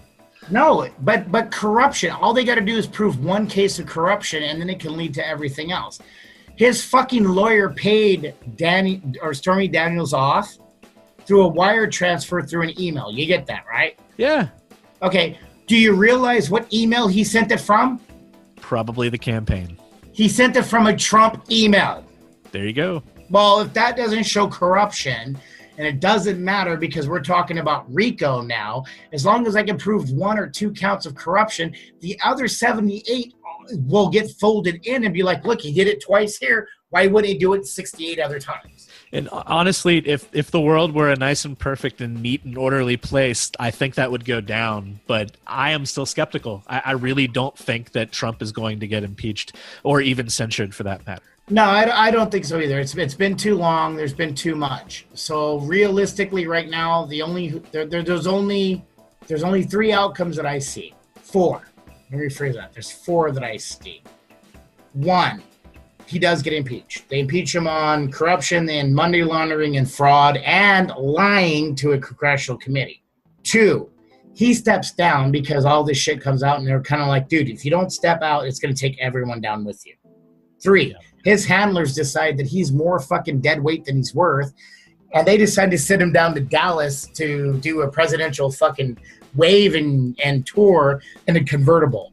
Yeah, I see where you're going with that one. Yeah, well, and then there's another option too, is he holds his position and ends up by some miracle of modern stupidity getting reelected because he that's my 4th. Big ass hot war. But you didn't let me finish. My 4th was he pulls a George Bush Jr. and creates his own 9/11 to turn around and everyone sit there and say that, in 2019, 44419. Ever since that horrible day, President fucking Trump has been the best president of the United States, and he's a wartime favorite hero. Anyone that can sit here and tell me that 9/11 wasn't an inside job, you might as well be across the street from where I live, praying at a church and discussing whether or not Bob Marley collected Thor's fucking hammer. You're fucking delusional. How the presidency is going right now for Trump with social media and Twitter and everything else. Do you think there would be a parallel if in 2001 George Bush had access to Twitter? Ooh, if George Bush had access to Twitter, I think... Do you think it'd be the same thing that we're seeing now? I think he would have probably had somebody else tweeting for him. No, I don't think it would be the same thing. No, I think, honestly... Bush, with all of his craziness, he really wasn't the dumbest person in the world. He's just a fumbler, and he can't speak in public. And he's a terrible businessman. No. But I don't think he would have been like Trump. He's the guy who stood there and said he's the decider. Yeah, no, I'm telling you. He says... Well, anyway, I don't believe that his pedigree matches what we all assumed of him because cameras were on and he doesn't know how to talk to the public. I think if George Bush Jr. would have had access to social media that we have today, that you would have saw Trump in 2001. I guarantee it. Okay. Guarantee it. Okay. That's just, okay, I could be wrong, but that's my personal opinion. I mean, this is the guy who told people during a fucking serious question of Q&A on a golf course, well, about these terrorists and blah, blah, blah. Well, this is what we're going to do. We're going to bomb the holy shit out of them. Now watch me drive this golf ball. You can't sit here and tell me if he had 140 characters and 4.8 gazillion followers, that motherfucker wouldn't have been sitting in the White House going, what stupid shit is going to come across my mind and out my fingertips across Twitter? You have a good point there, man. And by the way, I'm not trying to defend George Bush I don't think he should have been president, by the way. No. But, I just don't think that he was as brazen with language when writing as he was when speaking. And I know that Trump is that way all the time, but if you read some of the stuff that Bush wrote, it was never as fucking ridiculously stupid as the shit that he said. No, it because was still wrong and it was still bad. He's still a goddamn murderer, just like the rest of them. Don't get me wrong. But anyway, just throwing that out. But if you go back and you look at George Bush Jr.'s legacy, and you start talking to the people that were actually around him, they never let him speak off the cuff, period. Because every time they did, he'd say something extremely stupid. That man was scripted for every press conference, scripted for every address, scripted for everything. And you can sit there and see, and you go back and watch the old footage. Anytime someone would start asking him questions that weren't on that script, suddenly out came a guy to grab him by the shoulder, and he'd turn around and say, well, I'm sorry, but I have to leave now. Interesting. Because they did not want him speaking his mind or off the cuff, because it literally would have been Trump. It literally would have been dumb shit that you did not think before you spoke. And Trump and this whole Iran agreement, again, going to this, we're going to politics, we'll switch. Bill Cosby's a dirty, pudding-eating, rapist piece of shit, and I hope he gets fucked raw in prison. That's my own personal opinion, but I stand by it. Heard. So, Trump tried to get everyone geared up for war with Syria with the gas attacks the first time, and nothing came across it. And then they decided to take their shot with North Korea. And North Korea, I think there are some smart people in North Korea that basically told the adulted leader Kim, listen, you go to war with the U.S., we're fucked. So you say what you want to say, but within the next couple of months, you make fucking nice and you stop being a dick. And what happened?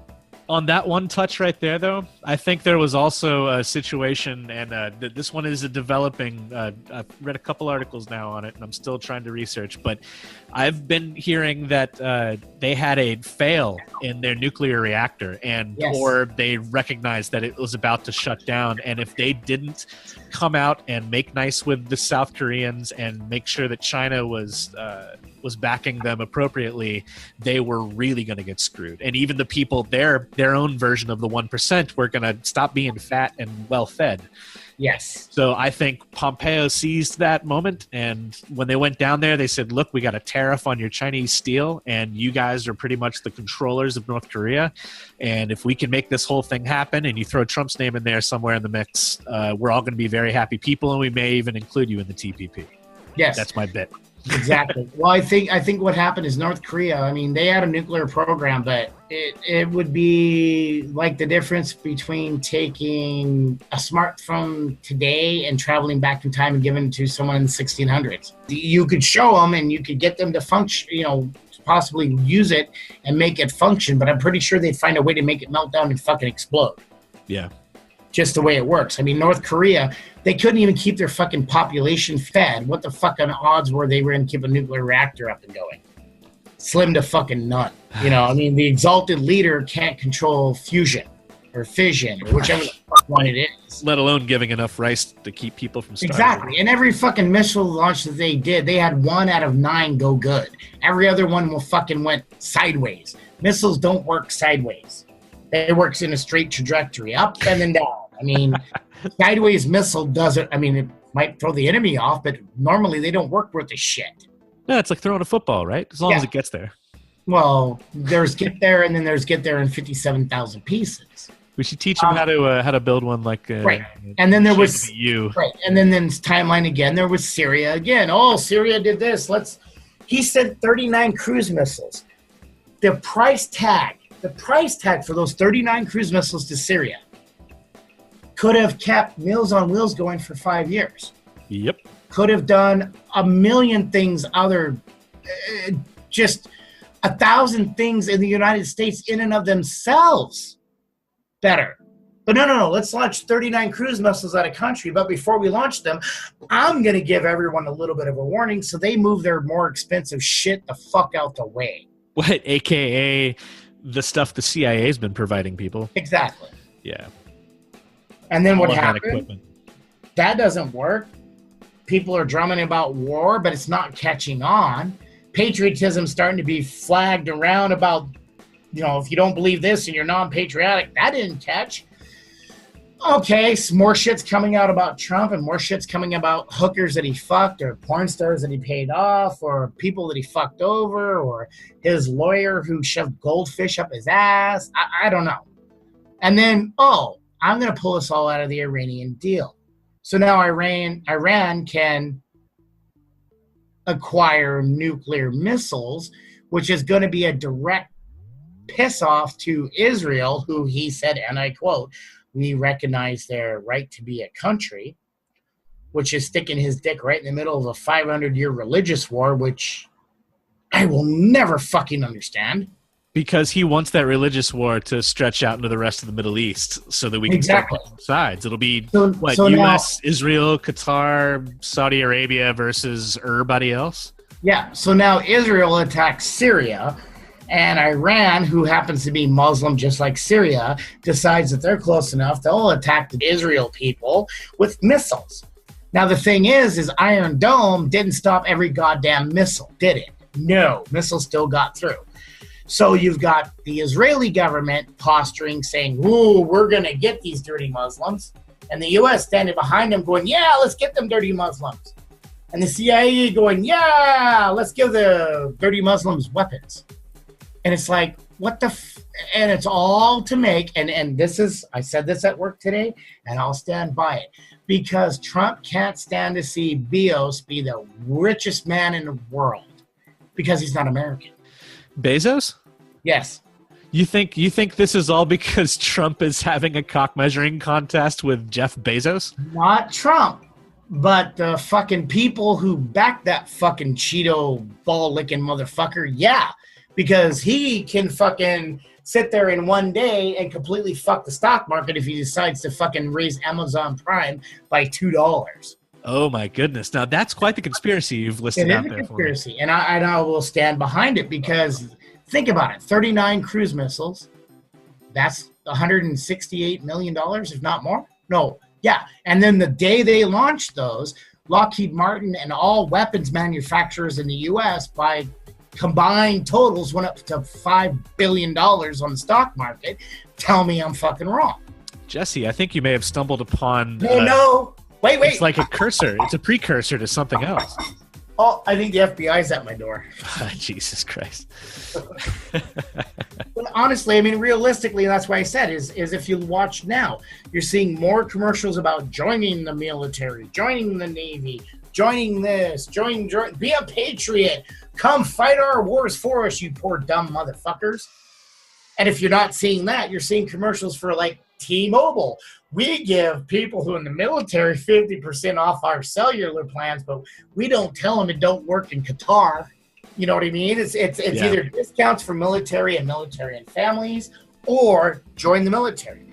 Go fuck yourself. You guys want to fight this fucking war? Send all those rich fucking inbred, long-toothed motherfuckers from, Ivy League schools. Send those sons of bitches over in fucking camouflage and watch how quickly you fucking thin out the 1%. I don't think they would last very long. Yeah, I don't think they would either. Yeah. I'm seeing more and more and more people looking at the military as a viable option just to get their kids through college. And it's like, you're going to send your kid over to some fucking third world country where they're going to get shot at and they're not going to be able to shoot back. Here's one for you right now. I'm going to solve this right now. I'm going to prove my point right now. Okay. ISIS, right? We agree that they're a quote-unquote terrorist organization, yeah? Sure. Okay. We roughly know where they operate, correct? Yes, we all know where Daesh is. Okay. They don't own them. They don't have a Navy, correct? Not that I'm aware of. They don't have an Air Force, correct? Maybe a helicopter. Okay, but they do not have a sizable air force. No, they don't. Correct? Oh, okay. So that means that they're roughly running with SAMs or shoulder-mounted missiles and everything else. So if I park one of the 25 aircraft carriers that the U.S. owns, if I park that son of a bitch in the Black Sea, I could launch enough ordnance far enough to take these motherfuckers out without ever launching a single foot soldier, correct? We'd all agree to that, yeah? Yes. Okay. I could then turn around, and if I really felt like it, and let's say we were playing Magic the Gathering or, fucking Command and Conquer, I could then send in my Air Force to attack a ground force that doesn't have air superiority. Yes, I may lose a helicopter or a jet or two, but I could send in high-altitude bombers and turn wherever they are into a goddamn parking lot with 87,000 holes, and then turn around and sell tickets to the world's largest golf course, could I not? I suppose you could. I don't know about the golf course part, though. You attack your enemy with what they are weak in, yet they still all want to send in ground forces. They still want to send in this. They still want to send in troops and boots on the ground. Why? Because we figured out how to create an enemy that's never going to go away and will always be replenished right after we try to retaliate, but in such a way that it causes the war to last for 18, possibly even forever. Exactly. Years so far, right? Or is it 20? I forgot what the anniversary is now. So 2001, they actually said before 9/11 happened that the only way that the U.S. would actually be involved in another war with the Middle East is if a Pearl Harbor style. Yeah. Right? Oh, and they referred to it as the Forever War because you're fighting an ideology and not an enemy. Yep, it's like the drug war times. Exactly. Okay, here's my public service announcement for all the young boys and girls out there that are thinking about joining the military. You are not patriotic by fighting an oligarchy's fucking war in Syria or Iran or anywhere outside the shores of the United States. It doesn't make you patriotic to go over and drop bombs or fly a drone and try to take out a ex-Islam leader or ISIS leader or whoever leader with a fucking Predator drone and you miss and take out a wedding and kill 68 other people. It does not make you patriotic to sit here and stand and say that I'm going to join the army and become a fucking ranger or a sniper or a gunner or this or that. All you're doing is becoming a fucking cog in the wheel, a pawn on the board, so that a few select people in the United States can make more money off of your death or off of your injury or off of your illness, because you're not coming back from these encounters 100%. It's not Call of Duty. You're not going to respawn, and you're not going to be treated like a hero when you come back, because more and more people are starting to realize that it's all bullshit. So when you can't get to the VA to get your PTSD medicine, then you're going to sit here and think that I'm homeless because no one cares that I did a patriotic deed. No, you're homeless because everyone realized that you became a participant in an illegal war or a participant in a bullshit war, and you should have studied a little harder in high school. So the more you know. Da, da, da, da.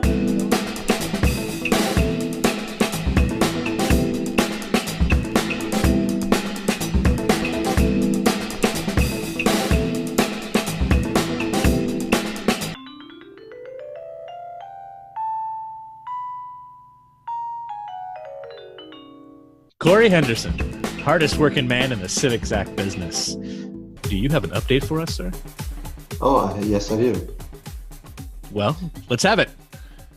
The most recent release of the app has a new feature called Share Progress. So the original canvassing app was what I called minimum viable product. And you could see everybody's data when you exported the spreadsheet.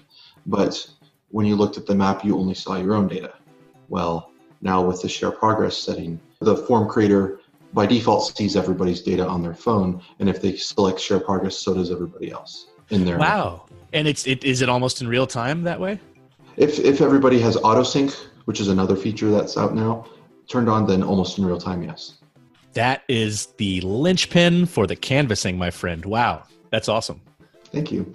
And what's funny is Share Progress wasn't the goal of this release. It just was made easy by what I did for the goal of the release. And the goal of the release was to accept an imported data. So someone can put their walk list or their voter list or a list of addresses and names that they got from somewhere into the app.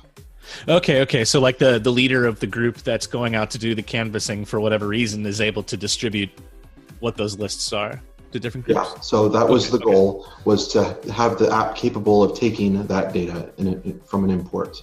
It was a lot of work to get that done, but then I realized how much little work was left to make it Share Progress be possible. Interesting. And what's funny is the import tool isn't done yet, but the Share Progress is. So the app can accept data input from an import from a tool that doesn't exist yet. It's funny. Very interesting. Is that coming out soon? Yes, that's pretty much next on the list. It's going to be a web app because most of the time your import file or your data file is on your computer. And even if it was on your phone, if it's a web app, you can still access it from your phone. It's just most people are going to be doing this from their computer. You log into Dropbox from this web app and you upload the file. It does its processing, and then you see them as pins on the map on your mobile device. Wow, that's pretty cool, man. There's a guy that I've known for several years. Love him to death. He's running for State House. And I don't know what it was, but he is very excited to use this app. And I have more than once thanked him for having the guts to do it, because it seems that there's so many people that don't want to use something that's new. And there have been some growing pains, sure, but nothing catastrophic. He's amazed by how fast I've been turning around some of the stuff that we talk about. In fact, one of the problems he was having was the keyboard on the survey form would cover the bottom question, and he couldn't scroll it up. And I was able to get that resolved and out in a couple days, and he was just, slapstick happy about that. But it's a mutually beneficial relationship, because by me observing him using it and his team using it, I get to see outside of my own bubble, because I'm hyper technical and they're anything but. And they're all smart people, they're just, computers aren't the thing they do. And the kinds of questions they ask, and I'd never thought about it that way.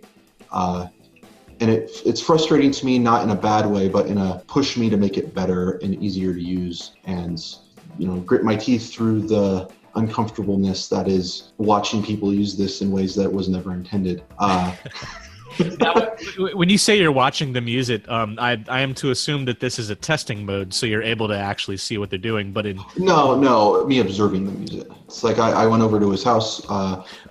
Sounds like you're on your computer watching people use their data, and that would translate to you're watching me use the app now. Well, in fact, if you're worried about that, the app was designed so I can't do that. It is decentralized. The code does not send telemetry of any kind to a place that I can view it. Okay, so decentralized data, that's how this app works. So is it basically anything that someone does with this app on their phone gets stored on their phone and doesn't go back to another server that we operate, correct? Correct. Currently, it goes to Dropbox on their account. So I guess technically the bigwigs at Dropbox could see what they're doing, but I can't. I guess it boils down to a matter of trust with Dropbox, which I'm pretty sure everybody can trust Dropbox at this point. Right, and we're not married to Dropbox in that we can't do anything else. We could code in to use something else. It's just Dropbox was the easiest, the path of least resistance.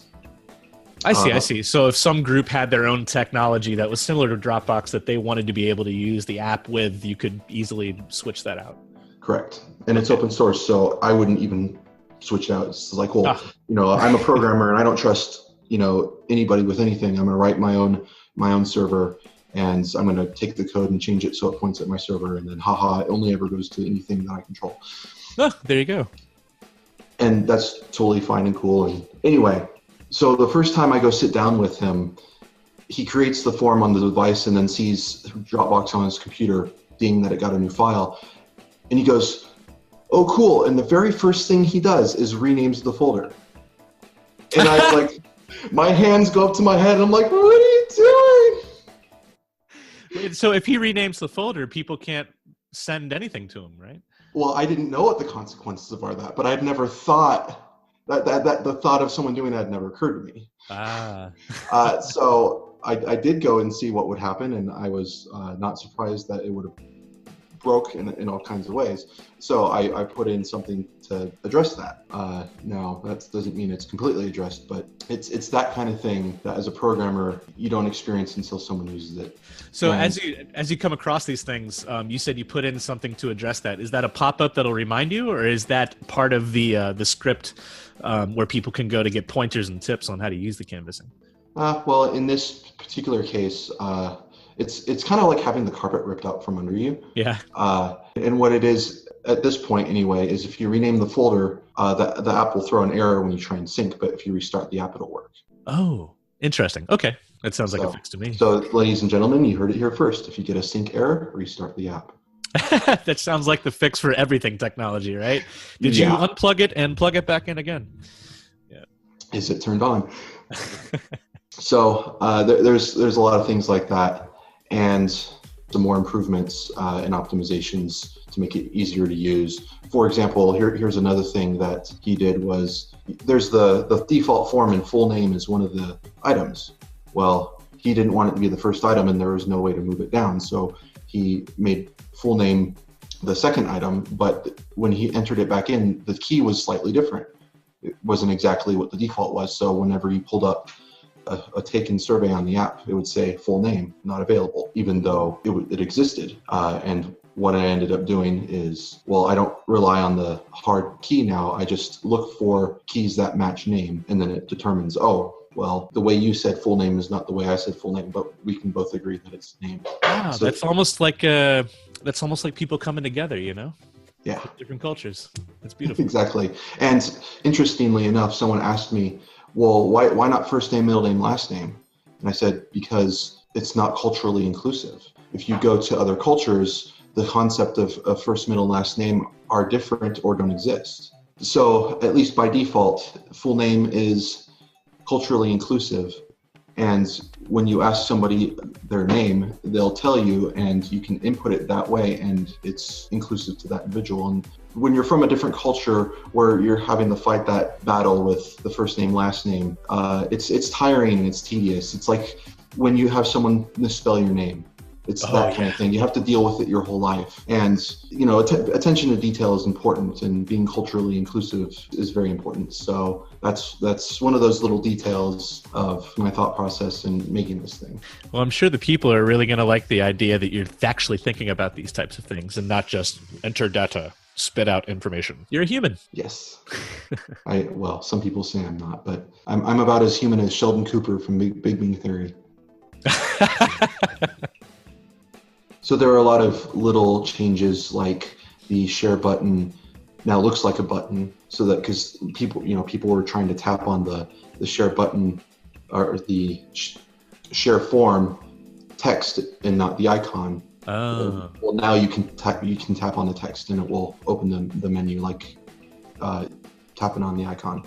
So it's a lot of little usability things like that are improving iteratively every couple of weeks. And that's fantastic. I can't wait to go try it out again. Oh, thank you. And there are some interesting use cases that I hadn't considered. And one that you told me about was using the multi-address to mark tables in an address. Yeah, right. I had a discussion with someone about that. They went to a normal rally and they wanted normal NORML to be able to use it to take surveys while at a tent, right? And so they're standing at a table and they have 100 people in a line and they could use it in that format. Right. Wasn't designed for that, but like I said, using it in ways it wasn't intended, and that's not a bad thing. I just have to know that it's used that way and design it in such a way that it can be used like that without, having the little details be weird. Oh, okay. So since there is a workaround, will you also be considering adding to it so that it could be... Oh, absolutely. One commonality there is someone wants to use the canvassing app to phone bank. Ah, yeah. Not even leaving your house.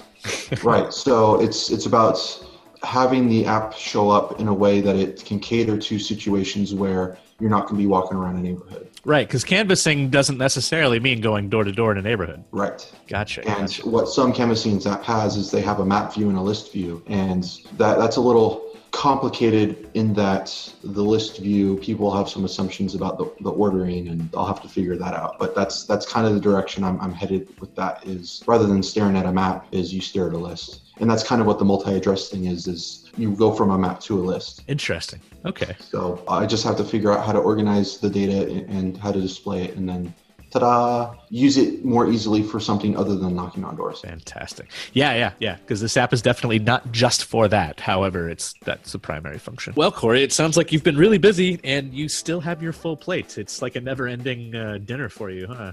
You just keep eating. Yeah, I think working myself out of a job in this case is never going to happen. That's a good one. But don't be afraid of the long-term effects of that, because whenever the cost to do labor goes lower for a particular item, you can produce more, and the labor is freed up to do something else. And that's where innovation comes from, because you don't have to worry about farming and where you're getting your resources. You have the time to think and innovate. And the more we as a society can spend time thinking and innovating, because we don't have to worry about where our food's coming from, then we can get better society. The problem, though, is if you have such a divide between the poor and the rich, you're not going to innovate. In fact, you can regress in innovation, because a vast majority of the population that could be innovating are worrying about where their food's coming from. Oh, good point. So innovation comes from hardworking individuals who don't have to worry about the basic things of life. And if you structure society in such a way that people don't have to worry about the basic things in life, then you will have rampant innovation. That's beautiful, man. Thanks. I would really like to get that on a t-shirt, but we may have to go acronym. Oh, okay. But I got it. Well, Corey, as always, it has been a pleasure. And I can't wait, and I'm sure everyone else can't wait to find out what else you've been able to toss into that crazy little app called Our Voice USA. Me too. Take care, sir. You too.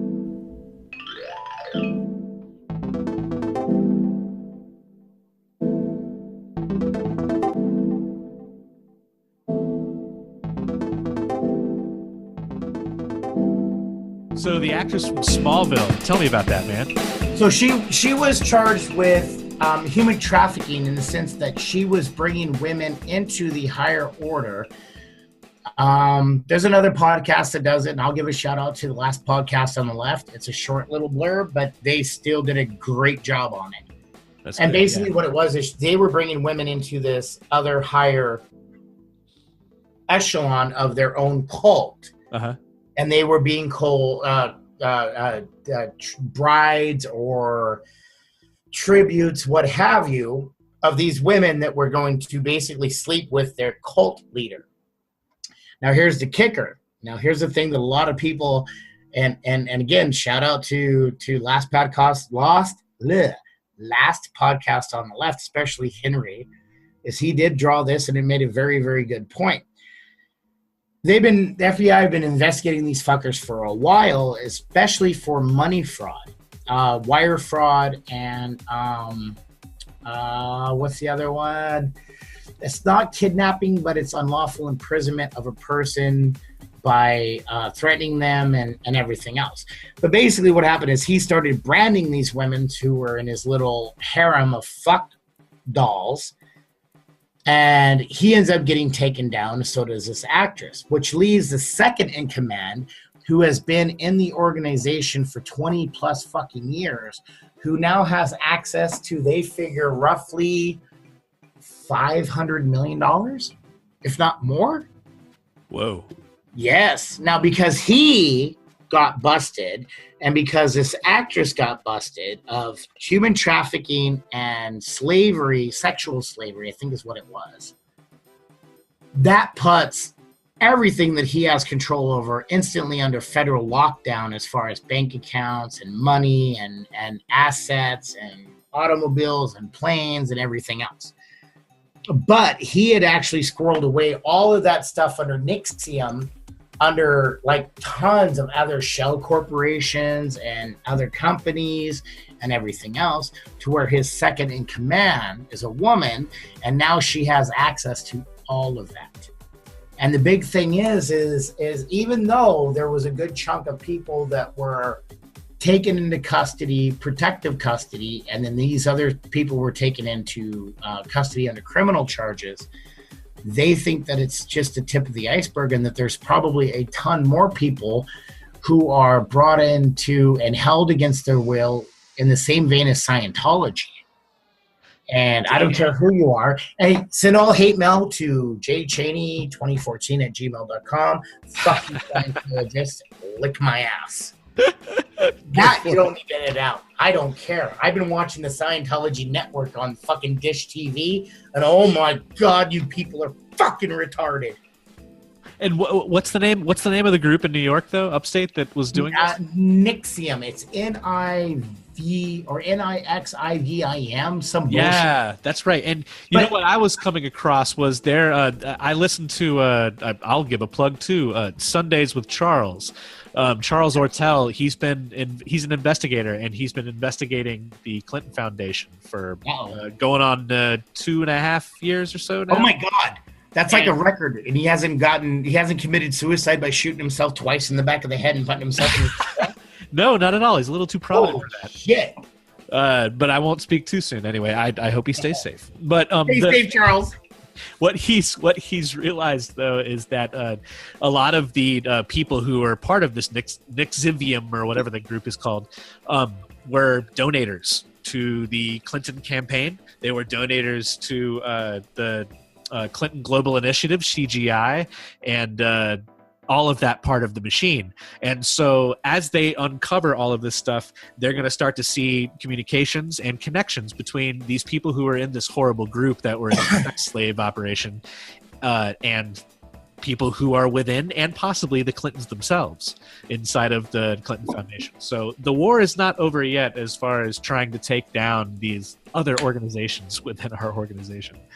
Exactly. Well, you got to understand is NXIVM originally started off as one of those self-help guru bullshit courses on how to be an effective CEO or how to take effective power in your workplace and blah, blah, blah. Originally, he ended up in the beginning of his start of creating this cult.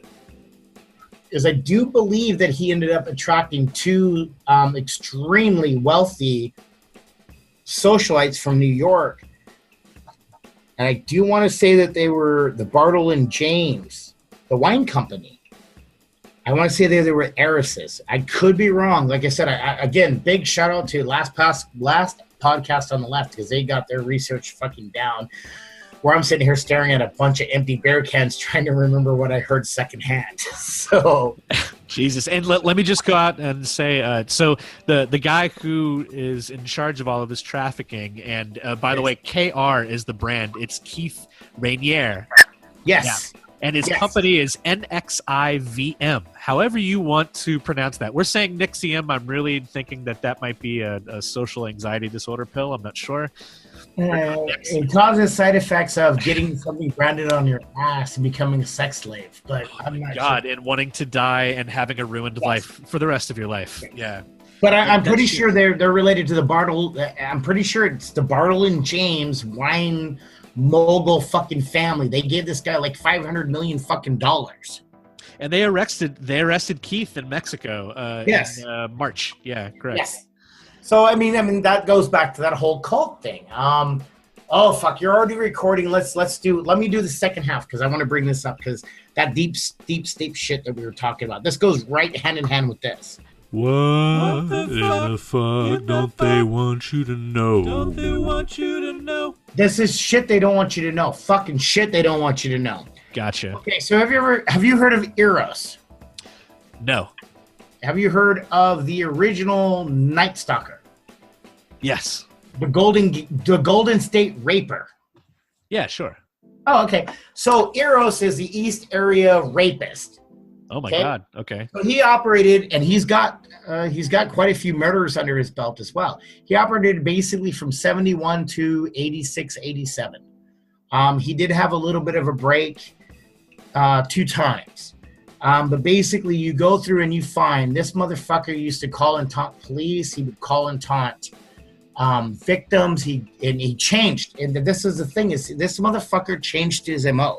Okay. He went from attacking single women to couples, and from couples to elderly, and you know what I mean? He was constantly changing his MO. But you got to hear some of the 911 calls. He would actually call police stations in the areas that he was operating and say, you know, you can't stop me. I plan on fucking tonight. You can't do anything about it. Oh my God, just taunting him, huh? Yes. He's got, again, I want to say 15 to 20 murders under his belt. But this fucking idiot left tons of DNA behind. Tons. I mean, it's 71 to 86. I mean, fuck, back then they used to fucking spooge on, you know, everything. Oh, right. Yeah. And they didn't really have any kind of tests except for blood. And even that wasn't very accurate. No, it wasn't so much blood. It was blood type. I mean, the most advanced thing they could do is take a semen sample from a corpse and say, the rapist was AB negative. Well, that's my point. It's not very, they didn't have DNA at that point. Yeah, right. But towards the 80s, they had more than enough fucking samples that they just said, fuck it, and we'll sit on this shit because they know that science will catch up eventually, right? So fast forward, 2015. 2015, they get a hit on their sample. So they start investigating. So they investigate the person with the partial hit. And they realize that this person with the partial hit, there's no way. They're too young. There's no way they were operating as a serial rapist in 71 to 86. There's no way. So then they go through and they start tracking this guy's family tree. And they start finding people that fit that age range and everything else. So they start stalking, and it is stalking. I don't want to say fucking stakeout, because it's not. It's goddamn stalking. They are. That kind of investigating is definitely stalking, because they still probably don't have a warrant to engage in any of the activity. Well, that's where the deep state shit comes in.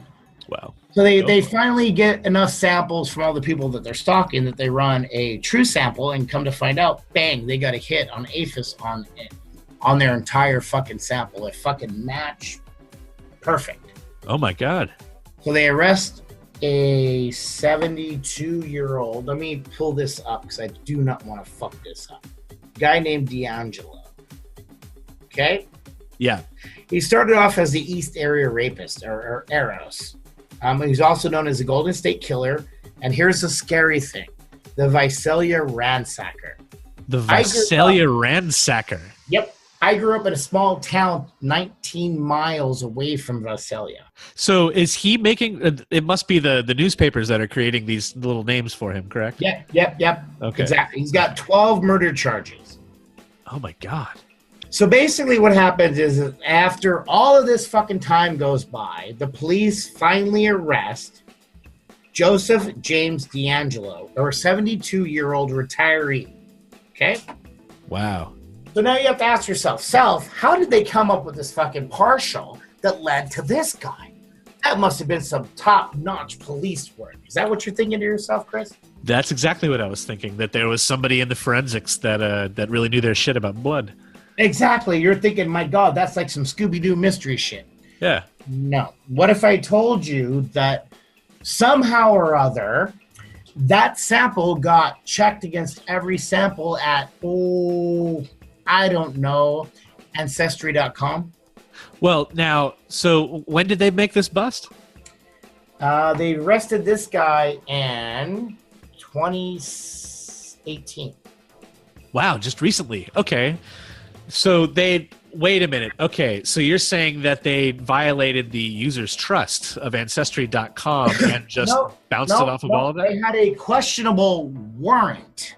So basically the story goes is that one of his distant relatives decided to go, I want to know where I'm from, because I saw a commercial that showed a freckle-faced girl that she was 92% European and 18% Fijian and 7% fucking Swahili and 42% fucking Brazilian. I want that all adds up. Yeah, that's way more than 100, I know. But that's what happened, is a distant relative of his produced and submitted a sample to Ancestry.com to track his family genealogy. Yeah.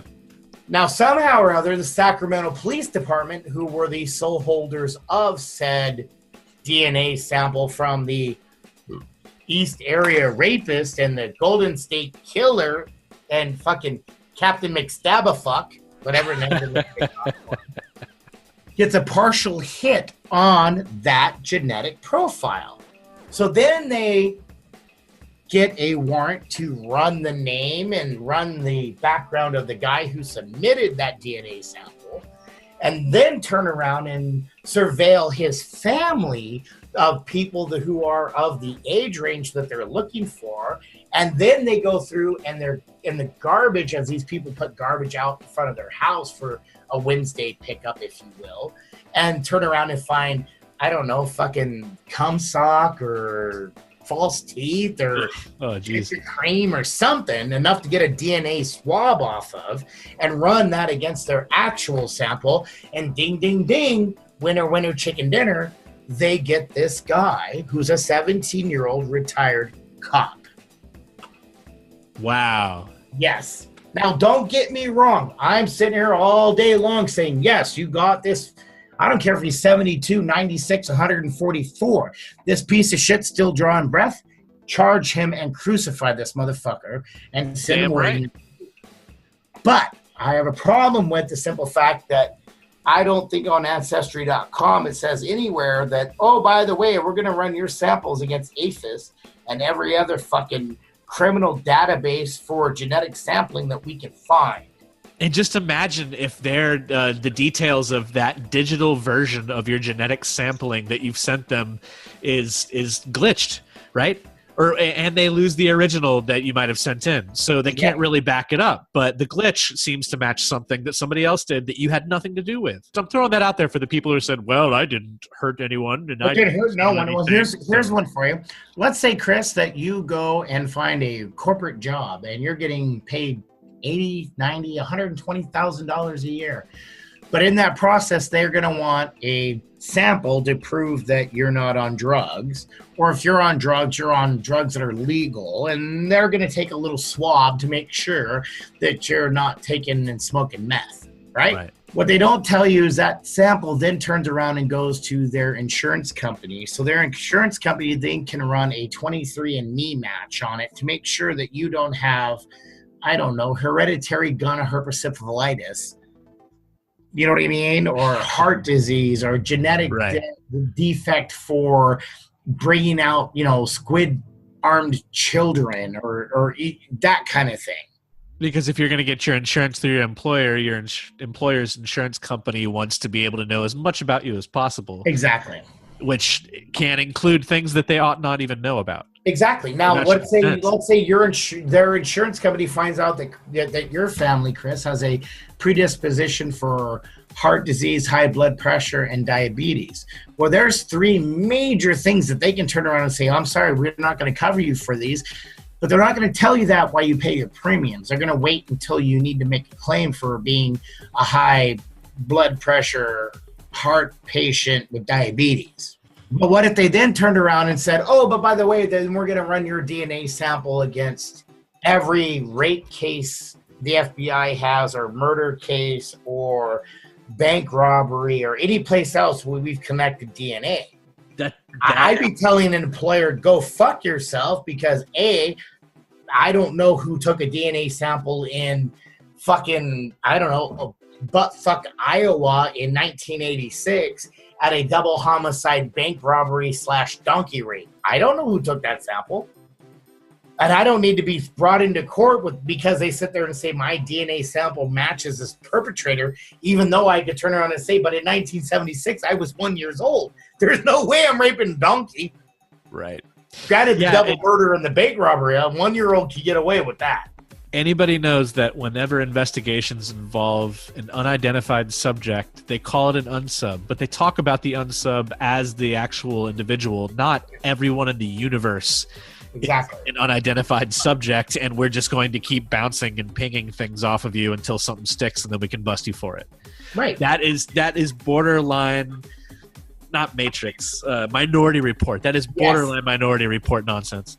Exactly. It's being charged for a crime. Like I said, don't get me wrong. I am not shitting on the fact that they got this piece of shit off the fucking streets. No, of course not. But the method, dude. It's the method. It matters. I mean, the outcome was good, and I agree with it, and I hope that fucker rots. But the method, holy shit. That's kind of like, we ended world hunger. How'd you do that? We killed all the hungry people. What? Yeah. Well, what they did, no. Honestly, Chris, don't lie. They killed half the hungry people and fed them to the other half of the hungry people. You know what? That's a much smarter solution. Isn't it though? I don't feel like a monster in that scenario. No, maybe half a monster. No, not really, because I fed people. Fair enough, sir. And that was the other thing. Like I said, I mean, we talked about a few things like Bill Cosby, but like this kind of got me was maybe Ancestry does have in their user agreement something of we will run your DNA sample against every database that there is. And if that's the case, then yeah. But here's a tip to all the listeners out there, both of you. Have your mom do the Ancestry and turn all of her shit in, because she's probably getting on in the years, and she probably didn't do anything out there that could be remotely wrong. And even if they tried to bust her, they could be like, I'm sure she can account for her life, but your DNA won't be out there, and your blood sample won't be in someone else's hands, and you can maybe escape a mistake that happens that ends up ruining your life or your career or your family.